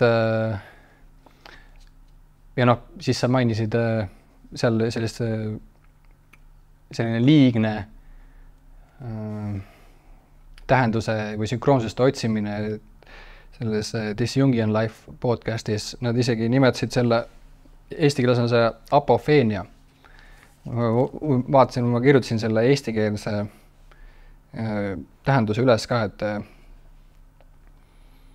nad veel kirjeldavad siis seda varju poolt ja sünkroonsuse sellist problemaatilist külge ja ütleme, et see võib avaldada siis, kui inimesed lähevad läbi sellise psühhootilise kogemuse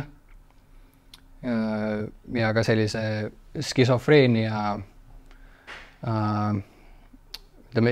ilmumisel, ilmingutel, kus siis nad liiguvad maailmas läbi inimesed, kõigel on tähendus, et see terve maailm räägib nendega, et sa teed selle näite, et sõidad autoga, näed seal numbrimärki, siis see numbrimärk tuletab sulle meelde sinu, ma ei tea, isa, siis sa näed juuksekarva, mis on selle kujuga, mis et sa lood sellise hästi seosetu narratiiv, aga sellel kõigil on sinule tähenduse ja nad nimetasid apofeeniat siis, et on tajuviga, milles on kalduvus tajuda tähenduslikke seoseid juhuslike või mitte seotud andmete või struktuuride vahel.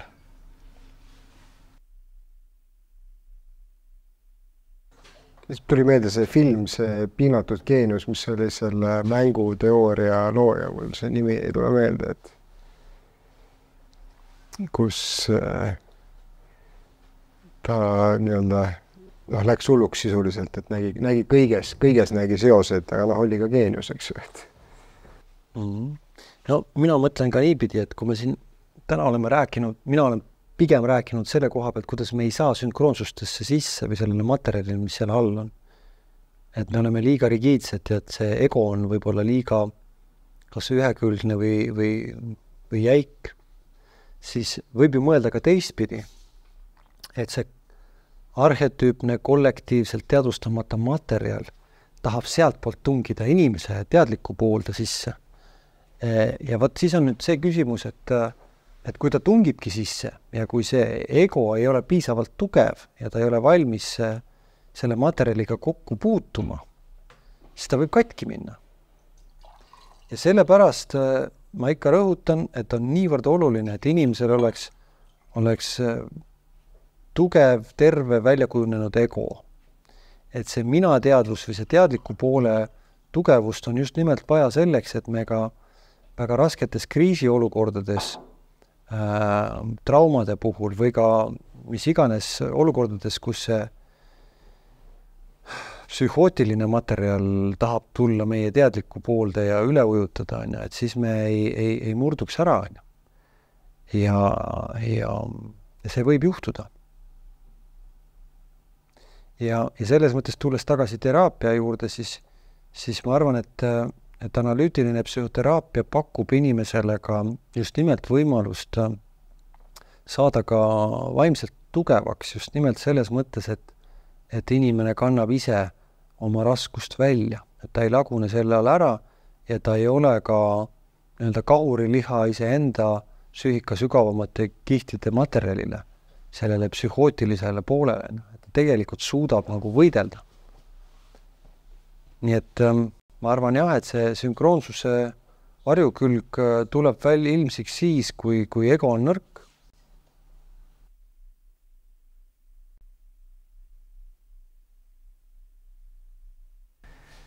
Siin siis ütleme esimene näide, mis tõi oli selline, kus inimesel siis on selline perfect storm või selline kaos, mis siis ei näi lõppevat. Siis me rääkisime sellest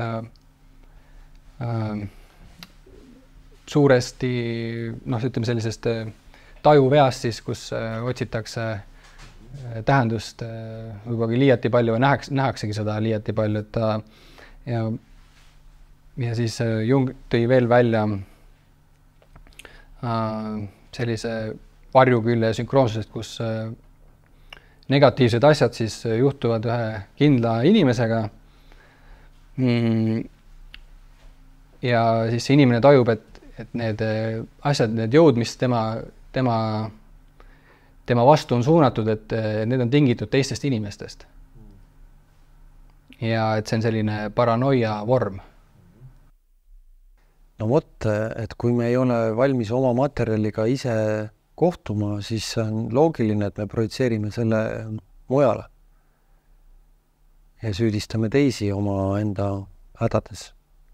Ja vahel on see osaliselt ka kuidagi kokku langev, et eks see need, kellele me projitseerime oma asju, nendele on ka tendents olla natuke sarnane nendele asjale või sobituda selle looga kokku, mida me neile asetame. Ja teine moment on veel see, et mõned asjad, mille suhtes me võime tunda ebaõiglasena koheldud või et miks ma pean kannatama kõige selle raskuse all, mida ma siis tahan nagu teiste süüks panna. Et seal võib olla ka sellist põlvkondade ülest asja, et miks mulle tundub, et mina kannatan liiga palju ja see on liiga ebaõiglane. On sellepärast, et et see ei olegi ainult minu isikliku kogemuse taak, mis mul kaelas on, vaid see pärineb veel mitmest põlvkonnast.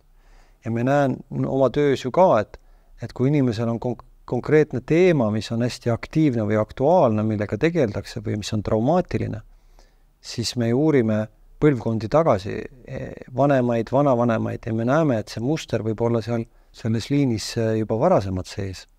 Ja selles mõttes ta ei ole ainult minu isikliku ajaloo küsimus, vaid ta on kaugemale ulatuv.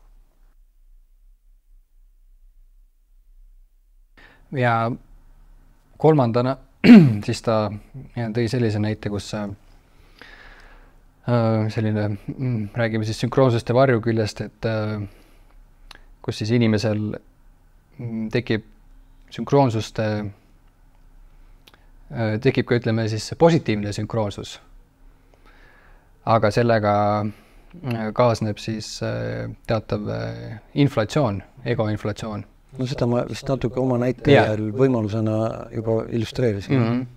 Et ta siin tsiteerib, et see on uskumatu, et mina olen siis kosmilise tähelepanu keskpunktis ja tundub nii, et kõik siin on korraldatud ja orkestreeritud täpselt minu õnne jaoks. Ja ma olen selle üle kõige nii õnnelik, et ta toob, et see on selline teatav selline nartsissistlik inflatsioon ja mida on ka siis, ta siin ütleb, et mida on näha siis ka sellise new age-ilistes kontekstides. Et need on ilusad kokkuvõtted sellest, mismoodi see võib avalduda ka sellises varjuvõtmes. Ja see on ka, jah. Ja see on ka, ütleme jällegi teraapia võtmes, et kui oluline on, et kui inimene räägib sünkroonse loo, on ju, et siis ta saabki nagu orienteeruda ja liikuda või me saame nagu läbi käia need erinevad versioonid, mis teda kõnetavad ja ta saab ka peegelduse selle kohta. On ju. Teine inimene peegeldub ja esitab küsimuse. On ju. Ehk et see annab võimaluse inimesel mitte pimesi jääda lõksuga näiteks nendesse sünkroonsuse varjuaspektidesse, vaid ta saab sealt nagu selles mitmekesisuses võimaluse näha või orienteeruda ümber või suunata see sünkroonsuse kogemus ikkagi sellele individuatsiooni suunale. Kuigi individuatsiooniks võib olla ka see, et ma oma varju suudan hakata nägema ja vastu võtma või taipama, et ahah, see on minu nartsissistlik inflatsioon seal, mis mind puudutab ja tõstab.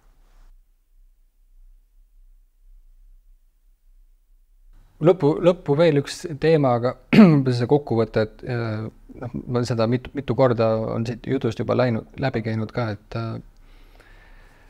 et ma tõlgin selle kiiresti eesti keelde, et self ja ise siis eesti keeles, et selfi või siis ise triumf ja selle esile tulek meie eludes hõlmab tihti siis ego defeat, kus ego üle võitu siis, ma ei tea muidugi. Et mingis mõttes oma sellisest kompleksidest meil on ka ennetades saades juttu olnud, et oma mingist jäigast olekust lahti laskmine ja siis oma ise poole, võib-olla oskate seda vähe ilusamini sõnastada lõpetuseks. Mina jungiaanina ikkagi pigem ütleks, et me ei lase millestki lahti, aga me pigem integreerime asju ära või nähtusi või hingeosiseid. Et energiajäävusseadus ikkagi kehtib ka vaimses maailmas. See tähendab seda, et seda ei teki ega kao, vaid see muundub ühest vormist teise. Ja selleks, et koos püsida ja iseendaks saada ja kujuneda, meil on vaja neid osiseid ühendada. Ja see tähendab seda, et neid osiseid, mida me enam ei kasuta või mis ei ole funktsionaalsed, nad küll jäävad alles, aga meie fookus või me ei anna neile energiat juurde. Ja vastupidi, eks ole, need arhetüüpsed jõud, mis alles tärkavad või praegusel eluetapil meid kõnetavad, et me aktiveerime neid. Ja selles mõttes sünkroonsus on kingitus, et ta vihjab või viitab. Iseasi, kas me nagu korjame neid üles ja kuidas me neid üles korjame. Kui mul psüühika on väga katki või väga pihta saanud on ja siis ta võibki neid üles korjata sellel varjulisel moel. ja sõita sellega üle teistest ja maailmast ja elust. Aga kui ma ja see on see probleem. Inimese probleem on see, et kui ta jääb üksi, siis ta on võimeline jääma pimedaks iseenda psüühika ees.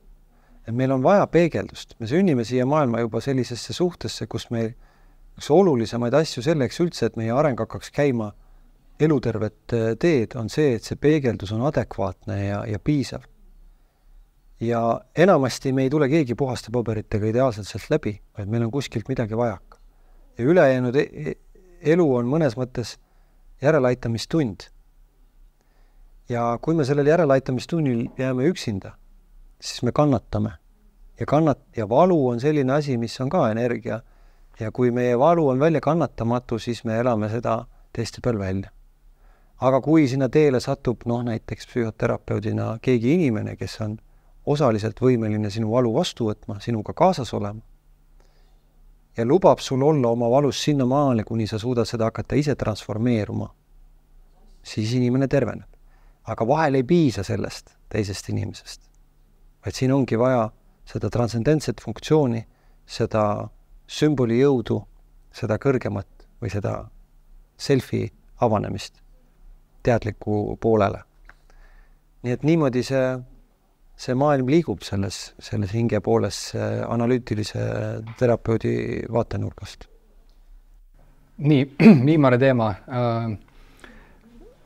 Lugesite, saatsin teile 10-lehekülise siis peatüki Richard Tarnase raamatust Kosmose psüühe. Kosmose psüühe, siis sellest tuleb siin järgnevate saate jooksul veel juttu. Tegeleb siis, see raamat, ütleme siis niiviisi 2 sõnaga, on arhetüüpiline astroloogia. Tarnas nimetab selle, et astroloogia tõi varjusurmast välja Carl Gustav Jung. Et samamoodi, kui ta sünkroonsusest avaldas monograafi esimest korda midagi ütles oma juba karjääri teisel poolel, siis kui ta veel Freudiga kirjavahetuses oli, saatis ta Freudile kirja, ütles, et oma õhtute hilistel tundidel tegelen astroloogiaga, see on äärmiselt huvitav. Freud saatis talle kirja vastu, ütles, Jung, ole ettevaatlik, see kaldub liialt müstitsismile. Minu kontakt Jungiga oli juba 5-6 aastast tagasi läbi unenägude, see oli mu selline esmane huvi. Jungi see astroloogia pool siin This Jungian Life podcastis ütlevad hästi, et see well kept secret, hästi hoitud saladus. Et kuna ta, nagu sa Raimo mainisid, et Jung the scientist ja Jung the mystic, et Jung teadlasena ja Jung müstikuna, aga ta eriti oma siis karjääri lõpu poolel teraapias kasutas sünnikaarte horoskoope oma patsientidega. Arhetüüpiline astroloogia, võib-olla küsiks sellise küsimuse, et üldse teie kokkupuude astroloogiaga, mis teil, võite niiviisi nagu alguse poole minna, et kuidas teie isiklik kogemus, sest ma tean, kuidas mul see on suuresti läbi nende ajalehtede lõpus nooremas eas need päikesemärgi astroloogia, aga teie astroloogia ja alustame sealt. Mina olen sellise Tiibeti astroloogia sõber ja aeg-ajalt mul on tuttav inimene, kes sellega päris põhjalikult tegeleb ja vahel ka mulle laseb mul tõmmata kaarte. Ja ma alustaksin võib-olla sellest, et jällegi hirmude juurde tagasi, et mis on selle Freudi või ka ütleme sellise ratsionaalse poole esindaja nagu hirm selle ees. Et ühtpidi minu ka sotsiaalne identiteet on kohe ohus, kui ma lähen mingisugusesse sellisesse sfääri või diskursusesse, mis ei ole teaduse seisukohalt nagu selline nagu tõsiselt võet. Ja siin ongi see oht, et ma kuidagi devalveerin ennast läbi selle, kui ma ütlen jah, ma teen seda. Aga teist küljest me peame vaatama, et mis on nende asjade nagu funktsioon ja tähendused, et mis on astroloogia, ütleme selline psühholoogilise pilgu või teraapia pilgu all, et mis tema funktsioon on. Tema funktsioon on inimesel kohtuda arhetüüpidega. Ja mis saab selles olla halba? Mis saab selles olla kurja? Ja probleem sellel teisel poolusel on see, et nende hirm on see, et me uisa-päisa tuleme mingisuguse kaardi peal oleva sümboli või tegema nagu teaduslikke järeldusi elu kohta või inimese kohta. Aga need ei ole üldse seda laadi järeldused. See maailm ei opereeri sellise 0-1 süsteemis põhjus-tagajärg seostega niimoodi üks-üheselt nagu sellises materiaalses maailmas. Vaid, nagu ma ikka ütlen, see on tähendusväljade loomine ja see on sümboli väe toomine ühendusse sellega, kes ma olen. Ja seal ei ole enam küsimus seda laadi objektiivses tões, mida see teadusmaailm võib-olla otsib või millele see pretendeerib, vaid siin on küsimus ühenduses. Ja kui ma saan arhetüüpse materjaliga või arhetüübi või sümboliga, mis esindab arhetüüpi ühendust, siis mõnes mõttes ma olen ühenduses ja tugevamalt ja rohkemalt ja selgemalt ühenduses iseendaga. Ja see ei ole kuidagi kurjast.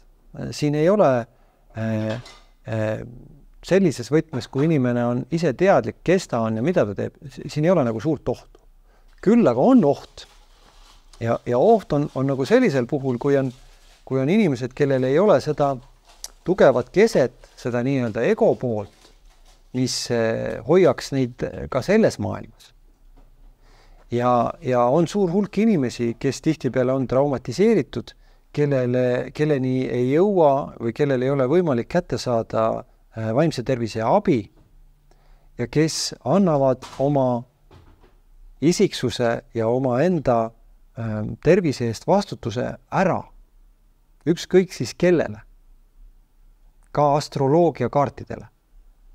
Ja kui ma annan enda ära, ma annan oma teadliku poole keskme kuidagi ära kellelegi teisele, ja see teine, kes nüüd hakkab seda tõlgendama või sellele paneb nagu väga ühese, annab käsu näiteks, et seda tuleb teha ja see on valesti, siis mõnes mõttes inimene müüb enda maha ja kaotab enda ära. Ja kust see piir läheb? Vaat see nüüd on hägune. Ja see on see põhjus, miks teadlane ei pea astroloogiat või muud kaardi panemist tõsiselt võetavaks, sest see hägususe piir on niivõrd lai. Aga ma väidan seda, et kui inimene on enam-vähem iseteadlik, ta on tuttav sümboolse maailmaga ja ka alateadliku materjaliga, ta ei lagune ära, vaid pigem ehitab ennast ülesse, siis sellisel puhul sümboolse materjaliga kokkupuude kaasa arvatud kaartidega võib olla vägagi võimendav või soodustav selleks, et inimene lahendaks ära mõningaid oma teemasid ja saaks aru, kes ta on, mida ta siit elust tahab. Aga see on üks võimalus. Kui siin kõrval, kui kõik panused pannakse ühele, siis me teame ka juba hasartmängust, mis siis juhtub, kui me paneme kõik panused ühele, et me võime kõik ka kaotada. Ja selles mõttes peab inimesel olema alati tagavara väljapääs ja mingid muud omad käigud, mis kuuluvad ainult talle, et ta ei müü ennast maha. Ja täpselt sama kehtib ka teraapiate kohta. Oletame, et mina oleksin ilma väljaõpeta terapeut, kes ei ole ka ise käinud teraapias oma protsesse läbi teinud, siis on väga tõenäoline, et mina, kui klient avab oma lugu, satuksin selliseks kaardipanijaks, kes ütleb, et vot, siin on asjad nagu väga valesti, et nüüd sa peaksid tegema seda. Ja võt siin on nüüd oht, et kui inimene seda ise ära ei taipa, et siin on midagi valesti, et see ei peaks nii olema, et ma peaksin tegelikult ise enda materjaliga võimeline olema suhestama. Ja selle peegelduse ja vastuvõtu asemel on tegelikult suunamine väga tugev ja väga ühesuunaline, ilma kõhklusena. Vaat siis on see oht, et inimene kindlasti ei saa sellist abi, mis teda päriselt tervendaks, vaid pigem võib juhtuda, et ta saab sellist abi, mis teda suunab ohukolnurka või sellisesse kohta. Ja see on ka see, mis tihtipeale juhtub nagu gurudega, kellel on tohutu võimu pagas seal taga, ja nad on veenvad ja inimesel on väga lihtne ennast ära anda sellele süsteemile, ideoloogiale või inimesele. Ja me ei pea tooma ekstreemseid näiteid ainult, ma ei tea, usuliidritest, et me näeme seda sama toimumas ka meie igapäevasel tasandil ühiskondlikus elus, poliitikas, maailma majanduses, et seda kõike toimub nii ehk naa ja need samad ka tõsiselt teadususku inimesed on samamoodi potentsiaalsetes lõksudes, lihtsalt, et see formaat on teine ja see müügitöö võib olla ka väga hea.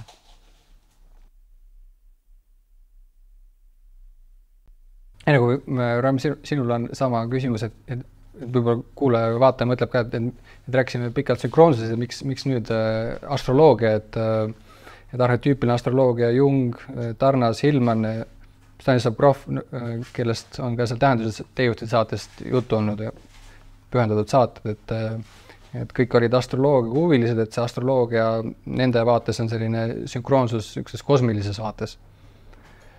Aga palju on kasutatud, ma tean, et Hardo Pajural on ka seal Edmund Burke'i seltsi lehel on üks playlist on selle Plotinuse tsitaadiga, mis ka sellest Kosmose ja psüühe raamatust palju läbi jookseb, on see, mis on siis everything breathes together, kõik hingab koos. Et kui meil on selline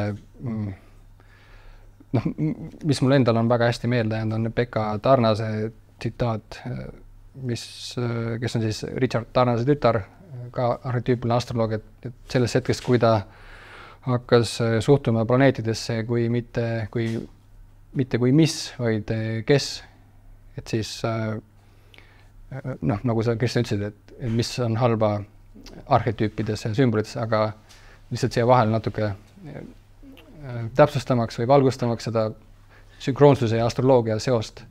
Kiire reklaamipaus, kui sinul on ka huvi teada saada, kes on planeedid, millised on planetaarsed arhetüübid, kuidas on neid kirjeldatud antiikmütoloogias viimase 2000 aasta jooksul parimate astroloogide poolt, siis mine minu kodulehele rikoveskele.com. Olen just valmis saanud verivärske planetaarsete arhetüüpide kursuse, seal on 15 tundi materjali, igale planetaarsele arhetüübile oma loeng. Nüüd lähme tagasi Kristjani ja Raimo vestluse juurde. Ma tooks kiirelt veel näite nagu Raimole ka veel, et kui me mõtleme näiteks keelte peale, erinevate võõrkeelte peale, et ma võin õppida YouTube'ist või mingist muust keeleäpist ära nagu elementaarse, nagu suht tere, head aega, mis sina teed, mis minu nimi on. Me võime niimoodi õppida ära, ma ei tea, sadu keeli sellel tasemel.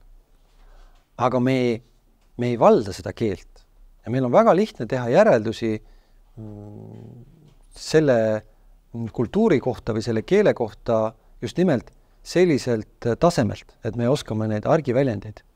Ja täpselt samamoodi on kõikide nende valdkondadega, kus me oleme lihtsalt arvaja tasandil. Aga selleks, et keelt kõneleda, meil tuleb selles kultuuris või keeles elada. Ja vaimsete teemade, vaimsete õpetuste, traditsioonidega on täpselt samamoodi.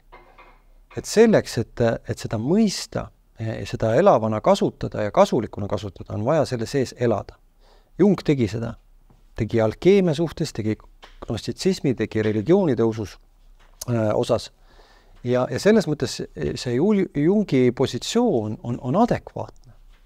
Ta teab, millest ta räägib ja miks ta neid positsioone nagu võtab, sest on seal sees olnud. Keegi kriitik, kaasa arvatud Freud, tema positsioon on teine, sest ta ei ole seal sees käinud.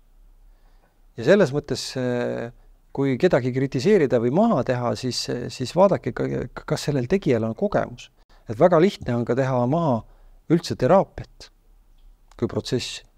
Aga seda teevad enamasti inimesed, kellel endal seda laadi teraapia kogemus puudub. Või on 1 või 2, 3 korraline. Mitte ei ole protsess, kus on käidud mõned aastad. Et niimoodi ma arvan sellest. Ja siia veel korraks põrgada, et Tarnasel on, mida ta ka palju kasutama, see nimetab siis astroloogiat, et on siis kaasaegse maailma ebausu, ta ütleb gold standard, mis on siis kroonjuveel. ebausu kroonijuveel. Aga see on ka ju see lugu, mis on nagu sealt poolt räägitud selle kohta. Mina võin rääkida, ma võiks ka mõelda välja mingisuguse stereotüüpse arvamusliku müüdi selle kohta, mis asi on teadus. Ja võiksin seda nagu alandada. Aga loomulikult ma ei tee seda. Ja ma ei tee seda sellepärast, et ma olen ka teadusmaailmas sees olnud akadeemilises pooles ja ma ei alahinda selle väärtust. Aga seal on oma koht.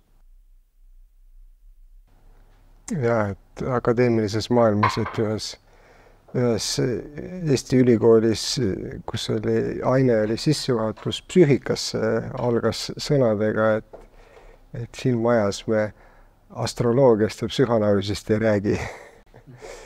Aga see selleks... Ma selle sama asutuse vist lõpetanud, selle sama erialal. Aga et minu enda kokkupuude astroloogiaga, palju enne, kui ma üldse psühholoogiaga Jungi kokku puutusin, oli mul kingiti sünnipäevaks seanss tuntud hästi astroloogi juurde. Ja läksin peale sünnipäeva ja meil oli hästi tore selles mõttes selline vestlus ja ma kuidagi nagu sain päris palju nagu iseendast nagu targemaks ja võib-olla isegi mitte läbi selle astroloogilise niivõrd kaardi, vaid sellest iseendast rääkimise ja temaga vestlus, ma arvan, et see võib-olla oligi minu esimene nii-öelda võib-olla kokkupuude, mis võiks olla teraapiaga. Ja siis mul sai sellist traditsioon, et ma aastaid siis iga aasta sünnipäeva paiku käisin siis selle astroloogi juures. Ja temal oli siis selline komme, et ta salvestas need meie vestlused ja andis mulle siis kassetiga, andis need kaasa. Ja aastaid hiljem oli nii-öelda nagu väga huvitav oli kuulata neid kassette ja ikkagi nagu väga paljud asjad, et kui me rääkisime, et sünkroonsus tähendab seda, et mingid materiaalse psüühilise maailma nähtused või sündmused nii-öelda joonduvad, siis seal oli ikkagi väga palju oli neid joondumisi, mis tagantjärgi läksid nii-öelda realiseerusid. Ja siis seal oli veel üks huvitav nüanss oli see, et ma käisin seal aastaid, aga ma tegelikult ei tea oma sünni kellaaega, ma teadsin neid päeva. Ja ta alati ütles, et selle järgi, et see kaart ei ole eriti nagu täpne. Ja mul nagu vanemad mäletasid, et ma sündisin, kui väljas oli pime, aga kas see oli hommikul vara või õhtul hilja, ei tea. Ja keegi ei mäleta, sugulased ei mäleta, vanemad ei mäleta. Ja siis ma ükskord, ikkagi huvi oli nii suur, et see kaart täpsemaks saada. Ma läksin lastehaiglasse, kus ma sündisin. Ja siis küsisin arhiivist, et oma siis seda mingit sünnikaarti, kus on siis see kellaaeg. Ja siis sealt öeldi, et me just 6 aega tagasi hävitasime sinu aastakäigu need materjali arhiivi ära. Et siis mõtlesingi, et naljaga pooleks, et võib-olla see kaart oleks siis nii-öelda nagu liiga täpseks läinud, et ei olnud vaja nagu. Aga ütleme, et kui nüüd õppides seda arhetüüpset psühholoogiat, kusjuures Jungil oli 2 nii-öelda nimevariante, et enne kui ta nimetas selle analüütiliseks psühholoogiaks, ta nimetas seda arhetüüpiliseks psühholoogiaks või midagi sarnast. Et siis, kui me vaatame, ütleme, astroloogiat, et võib-olla kõige primitiivselt vaatame tähtkujusid ja loeme nende põhiolemust, siis see on nagu selline puhas arhetüüpne materjal. Ja nii nagu ütleme, et välises nii-öelda füüsikalises maailmas on meil väga selged füüsikalised seadused ja konstantid, et öeldakse, et kui valguskiirus mingi väga väikese osaga erineks, siis elu ei oleks võimalik. Või mis iganes füüsikkonstandid. Ja teistpidi ka füüsikalises maailmas on väga selge tsüklisus, et on öö ja päev, on aastaajad, on planeetide liikumised ja see on siis nii-öelda see materiaalne väline reaalsus ja kui me räägime siis sisemaailmast, sisekosmosest, siis nii nagu öeldakse, et as above, so below, et nii nagu üleval, nii ka all, eks ju, et miks siis nii-öelda selles sisekosmoses või psüühilises maailmas peaks olema nagu väga oluliselt teistmoodi kui nii-öelda välises maailmas. Et tõenäoliselt on ka seal omad seaduspärasused, mida me väga tihti oma nahal tunneme. Seal on olemas ka oma tsüklilisus. Et jah, et mitte astroloogina ma ei mõista neid tsükleid, aga ma mõistan nende olemust. Et minu meelest need maailmad sobivad nagu päris hästi kokku. Et mul tuli see lõpetuseks üks hea mõte sellest sinu näitest ka, et tegelikult nende sünkroonsustega ja üldse sellise vaimumaailmaga on see, et see sõnum, et vahel ära topi oma nina sinna, kus sul ei ole vaja veel minna või milleks ei ole valmis. Võib-olla see sinu see huvi selle sünnikaardi vastu oleks üks näide, aga mul tuli meelde enda üks siuke lugu, et kes ikkagi Yi Chingi on leidnud, see on võib-olla proovinud Yi Chingi järgi ka elada mõned nädalad või kuud või aastad, eks oma elust. Ja ma olin ka ühel hetkel seda avastamas ja sattusin sellesse rütmi ja see elu läks nagu hoopis teistsuguseks selleks ajaks. Mingisugune teistsugune värving tuli juurde. Ja siis mul tekkis selline huvi, et kui ma selle Yi Chingi pealt nagu hästi nagu häälestun, et ma saan alateadlik teadusega kontakti, et äkki ma siis leian need lotonumbrid, mis on õiged. Ja hakkasingi nagu manama ja sain nagu niimoodi, iga päev sain nagu ühe numbri. Ja mul on numbripakett käes ja tunne oli nagu ülivõimas, et nüüd tuleb nagu võimas lotovõita. Ja siis ma läksin, ostsin selle pileti ära nende numbritega ja hästi sugev õhin oli nagu sees, see oli juba ma arvan rohkem kui 10 aastat tagasi. Ja siis mul oli õhtul samal ajal, kui see loosimine pidi tulema, oli Kumu auditooriumis oli mingisugune filmi vaatamine, mingi eriline film. Ja ma teadsin, et kui ma lähen sisse, siis loosimine kuskil algab ja kui ma filmist välja tulen, siis peaks käes olema.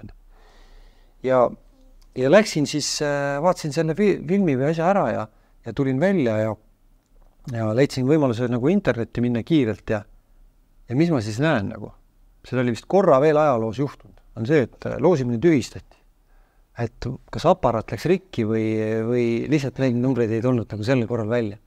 Ehk jällegi sõnum, eks ole, et ära mine nagu suuremasse see kollektiivse, psüühilise või arhetüüpse maailma väli on niivõrd suur, et ühel pisikesel inimesel ei ole sinna liiga sügavale asja. Et sinu asi on elada nagu oma asja ja õppida ise ennast tundma ja leida oma koht ja rakendus siin elus.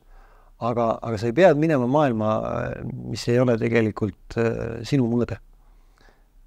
Vaat nii. Kui sa mainisid seda I Chingi, et Jungi jaoks tema enda sõnul üks olulisemaid kohtumise elu jooksul üldse oli siis Richard Wilhelmiga, kes siis tõlkis I Chingi.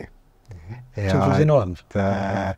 Et ta kirjutas eessõna sellele raamatule The Secret of the Golden Flower, et see on oluline panus nii-öelda ja selle sünkroonsuse kontseptsiooni nii-öelda lahti mõtestamisel.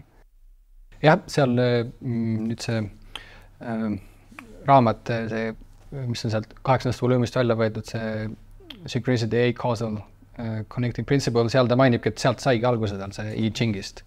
Nii huvitav, et me siis saame lõpetada selle I Chingi. Et veel põrgatada tagasi, et mulle see haakub suuresti sellega, millest Tarnas räägib ja ka Hillman, et selline teatav arhetüüpiline tsüklilisus. Ja veel, et märgata siis teatavaid, et kuud me märkame liikumas ja päikest taga, et ma jõudsin siin just sumeriteni, kus neil on siis 7000 aastat vana muinasjutt, mis räägib siis Veenuse tähe sünoodilisest tsüklilisusest, kus siis Veenuse planeet kaob umbes 50 päevaks kaob päikese taha. Neil oli juba 7 aastat tagasi võimas muinasjutt selle planeedi liikumisega seotud, kus ta siis poole ajast on hommikutäht või siis ehatäht ja koidutäht. Ja veel siis põrgatada ka Kristjanile ka selle viimase mõtte vastu, et